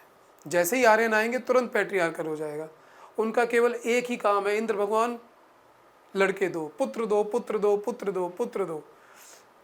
महाभारत में क्या है, कुरुओं के, कौरवों के 100 भाई थे, बहनों का नाम नहीं है, 5 पांडव थे। जितनी कहानियां पहले की होंगी, पुत्र पुत्र पे पुत्र। वो दिखाता है कि सोसाइटी पैट्रियार्कल है, पितृसत्तात्मक है। ठीक है, ये इस तरीके से चीज़ें हिस्ट्री में हमें समझनी है। तो अगर ये है तो कहा जाता है कि मैट्रिलिनियल हो सकती है। तो क्या मदर गॉडेस को मानते थे, नहीं मानते, हमें नहीं पता, बट कॉन्टिन्यूटी में हो सकता है कि यही जाके वो शक्ति वर्शिप वाली फॉर्म में कन्वर्ट हो गई हो। ठीक है, दूसरा यहीं पर देख लेते हैं, फैलेस वर्शिप, फर्टिलिटी कल्ट। अब ये कुछ सिलेंड्रिकल चीज़ें मिली हैं। कोई कहता है कि ये वो लिंग हैं, शिवलिंग वाले जिसकी पूजा होती है। किसी किसी का कहना है कि अरे भाई चौसर चूसर खेलने के लिए भी तो बना सकते हैं, कि ये तो गोटियाँ हैं। अब हमें नहीं पता कि क्या हो सकता है, तो कुछ भी हो सकता है। खुद के पूजा करने वाले ये शिवलिंग भी हो सकते हैं, और मे भी खेलने के गोटियाँ भी हो सकती हैं। तो इट्स अपॉन द टाइम, जब डिशेफर होगा तो पता लगेगा। अभी तक तो ऐसे ही है। तो एक मदर गॉडेस की बात हो गई।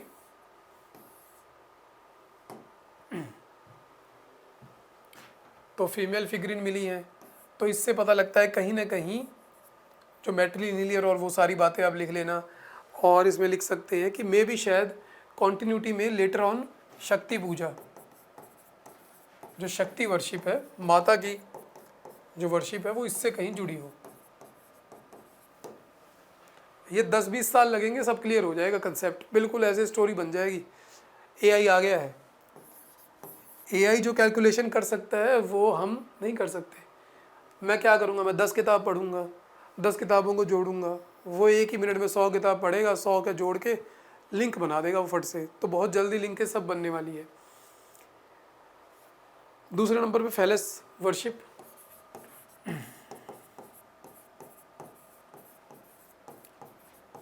दिस शोज की कुछ फर्टिलिटी कल्ट, जिसको कई बार एनिमिज्म भी कहा जाता है। Fertility cult, animism. एनिमिज्म में कह सकते हैं कि जिसमें जानवरों की पूजा भी हो और साथ में फैलेस वर्शिप भी हो। तो बहुत सारी ये टर्म एक साथ चलती हैं। तो फैलेस वर्शिप, फर्टिलिटी कल्ट, एनिमिज्म, जैसे कि यहाँ पर अगर कहें कि हम्प्ड बुल, उसकी भी है। तो ये सारी चीज़ें क्या है, कहीं ना कहीं फर्टिलिटी कल्ट और फेमिनिज्म के बारे में बताती है। और ये इनकी कॉन्टिन्यूटी में देखना हो तो आज शिवलिंग, ज्योतिर्लिंग, ये सारी चीज़ें अवेलेबल हैं कॉन्टिन्यूटी में। डी बहुत इम्पॉर्टेंट है, इसके ऊपर बहुत ज़्यादा डिस्प्यूट है। प्रोटो शिवा, शिवा चाहे एच से लिख लें चाहे ऐसे लिख लें, शिवा, प्रोटो शिवा की बात होती है। एक सील मिली है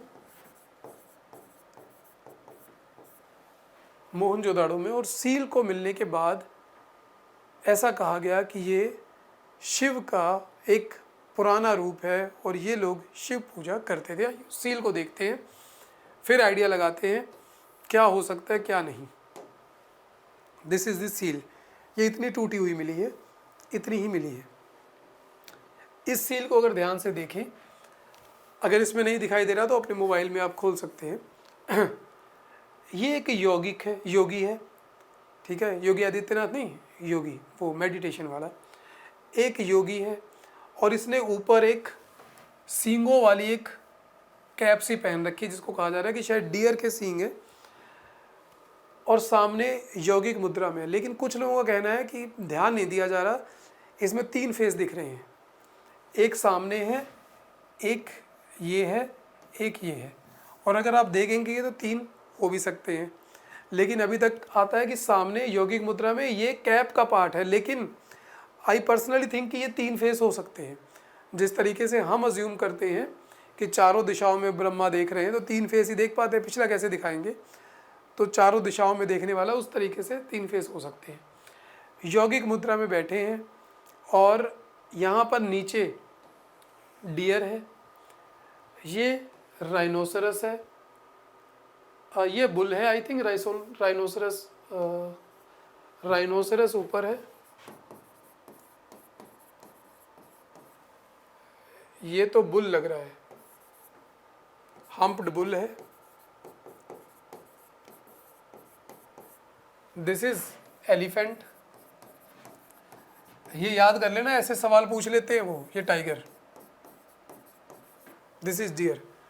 वो ऐसा पूछ लेंगे इनमें से क्या प्रोटोशिवा की सील पर नहीं है या है, तो यही है, एलिफेंट है, टाइगर है, राइनोसरस है, हम्प्ड बुल है और डियर है।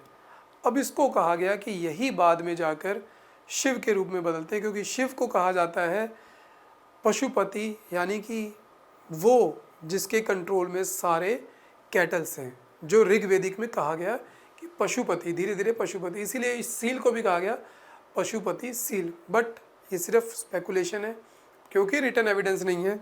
We can not confirm what this basically meant for.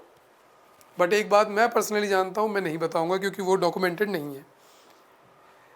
प्रोटोशिवा seal जिसको कहा जाता है पशुपति सील।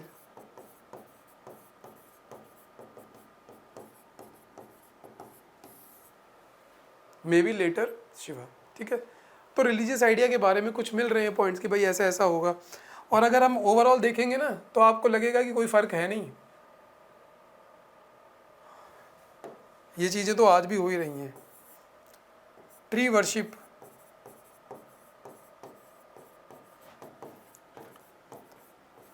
जो पीपल का ट्री है उसको बहुत डिपिक्ट किया गया और लगता है कि सैक्रेड है।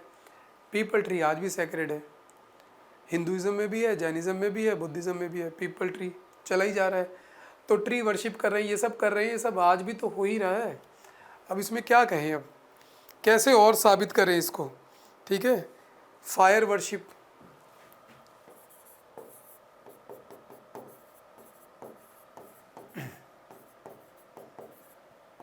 कालीबंगन और वहाँ पर वो यज्ञ होता है, अगर मान लें कि वो सही है तो होता ही है। और इम्पोर्टेंट रिचुअल बेदिंग,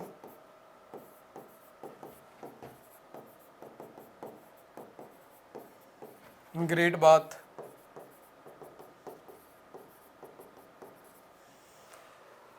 तो ये सारे क्या बता रहे हैं कि कोई नई चीज़ है कि वही है। अगर ध्यान से देखें तो वही चला आ रहा है। इसमें ऐसा कुछ नहीं है कि किसी आर्यन सिविलाइजेशन ने आकर कुछ बहुत बड़ा तहस नहस किया हो और गदर मचा दिया हो। हाँ, कुछ जो स्पेसिफिक करेक्टरिस्टिक्स हैं आर्यन सिविलाइजेशन के वो असिमिलेट जरूर हो रहे हैं इसमें।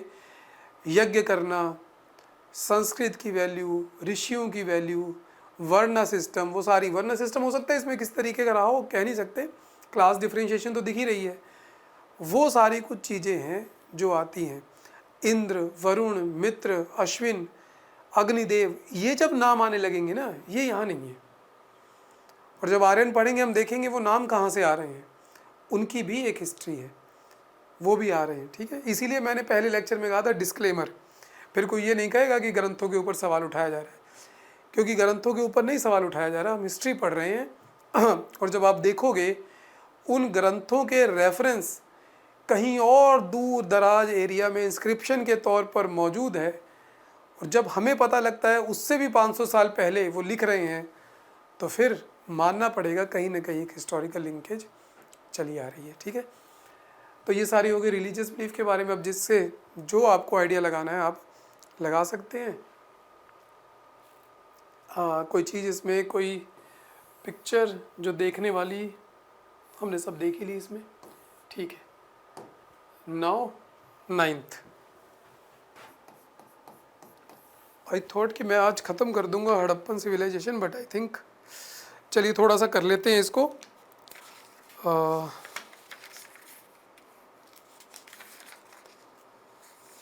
करेक्टरिस्टिक्स कर लेते हैं, डिक्लाइन कल कर लेंगे, फिर वैदिक एज कर लेंगे। ठीक है, फट से कर लेते हैं। 9th point, script. स्क्रिप्ट जो थी अनडिशेफर्ड है अभी, यू नो,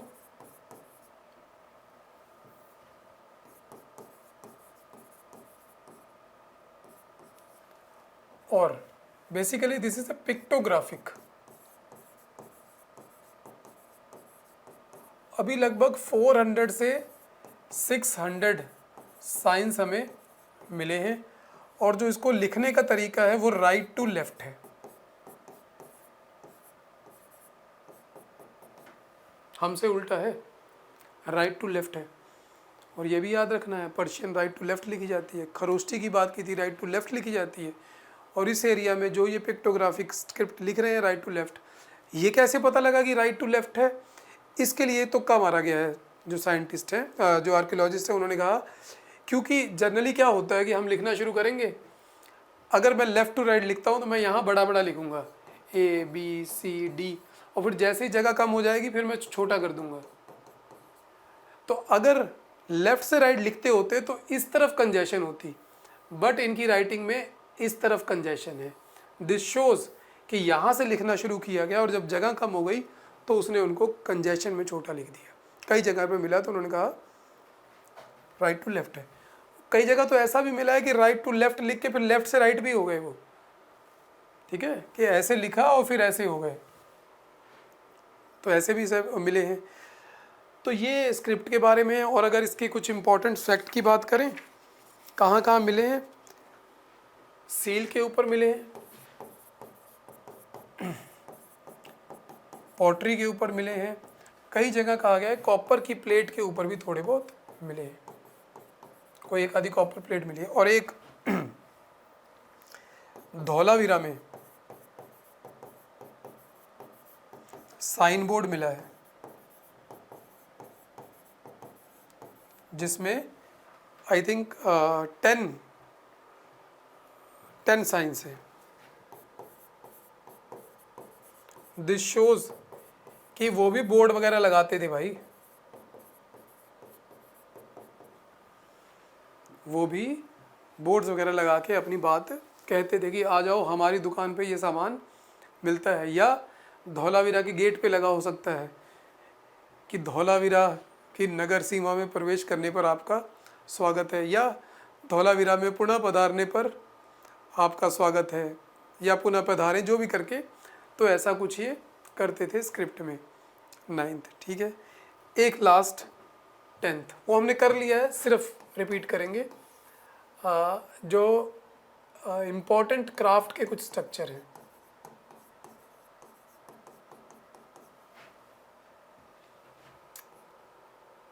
उसको क्या लिख सकते हैं, important object, important objects found.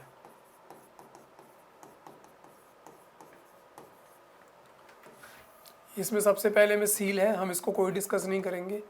दूसरे नंबर पर वो था प्रीस्ट किंग, वो भी हमने देख लिया, उसको भी नहीं डिस्कस करेंगे। Third is dancing girl at MJ which is made up of the bronze. बहुत बड़ी नहीं है। जब पहली बार हमने डांसिंग गर्ल पढ़ा तो हमने वहाँ साइज़ नहीं पढ़ा, हमें लगा डांसिंग गर्ल पता नहीं क्या ही मिल गया होगा। और जब गए नेशनल म्यूज़ियम में तो वहाँ डांसिंग गर्ल थी 10 सेंटीमीटर की। तो ये सिर्फ 10 सेंटीमीटर की इसकी है, बहुत छोटी है, बहुत छोटी सजाने की कोई चीज़ है। डांसिंग गर्ल कम्प्लीटली नेक्ड है, सिर्फ लेफ्ट में इसने बैंगल्स पहन रखी हैं और एक डांस की पोजीशन बना रखी है जिसको कहा जाता है इंडियन क्लासिकल डांस में त्रिभंग पोजीशन। सो अगर हम फोटो को देखें उस you will able to understand this. ये इसने हाथ में कुछ पकड़ रखा है, पता नहीं घुटने पे रख रखा है। ये पोजीशन को त्रिभंग पोजीशन कहते हैं, ठीक है। आर्ट एंड कल्चर का पार्ट है त्रिभंग। इधर भी है, इधर भी, कपड़े कुछ नहीं पहन रखे, हेयर स्टाइल ठीक ठाक बना रखा है, सिर्फ 10 सेंटीमीटर की ऊंचाई है। और इसको जिस टेक्निक से बनाया गया उसको कहते हैं lost wax technique, very old technique. कहने का मतलब कि एक हम कह सकते हैं कि एक वैक्स ली, वैक्स को पूरी तरीके से इन्होंने बना लिया। वैक्स के ऊपर हम अच्छे से काम कर सकते हैं। उस वैक्स को फिर क्ले में लपेट लिया, उसको सूखने दिया अच्छे से, फिर उसको क्ले को पका लिया गया। जैसे ही उसको पकाएंगे अंदर वाली जो वैक्स है वो पिघल जाएगी, फिर नीचे से सारी वैक्स को निकाल दिया जाएगा और उसी में गरम ब्रॉन्ज को भर दिया जाएगा। फिर जब वो ब्रॉन्ज वैक्स की जगह पे जाएगा तो वो इसी तरीके से निकल आएगा, बिल्कुल सॉलिड है। This is based on the lost wax technique. तो ये भी उनको पता था, तो इसका मतलब बहुत तगड़े आर्टिसंस थे। मोहनजोदाड़ो हड़प्पा से मिलता है एक रेड सैंडस्टोन में एक मेल टॉर्सो मिला है ऐसा। इसके यहाँ पर आप देख सकते हैं, यहाँ पर जैसे किसी तरीके से जोड़ने के लिए बनाया गया था कि उसकी मूवमेंट भी करा सकते हैं। सो इस तरीके की नॉलेज भी उनके पास थी कि कैसे हाथों को जोड़ा जाए, वहाँ पर कैसे घुमाए। इसका मतलब सर्जरी करते थे, बच्चों के लिए खेलने के लिए बनाया गया होगा, ठीक है।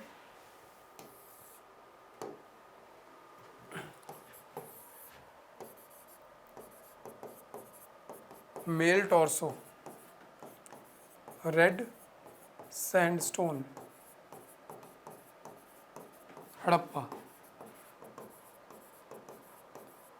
हड़प्पा का ना आपका लगभग ऐसा हो गया है कि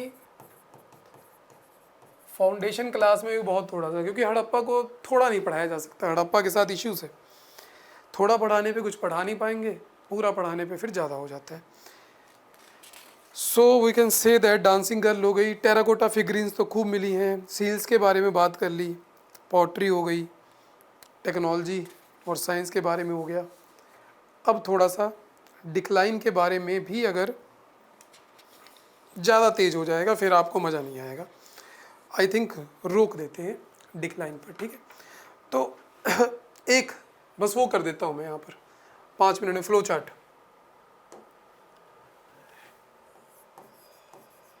कल करेंगे शुरुआत, करेक्टरिस्टिक सारी इकट्ठा कर लेंगे, तब तक आप पढ़ें एक बार।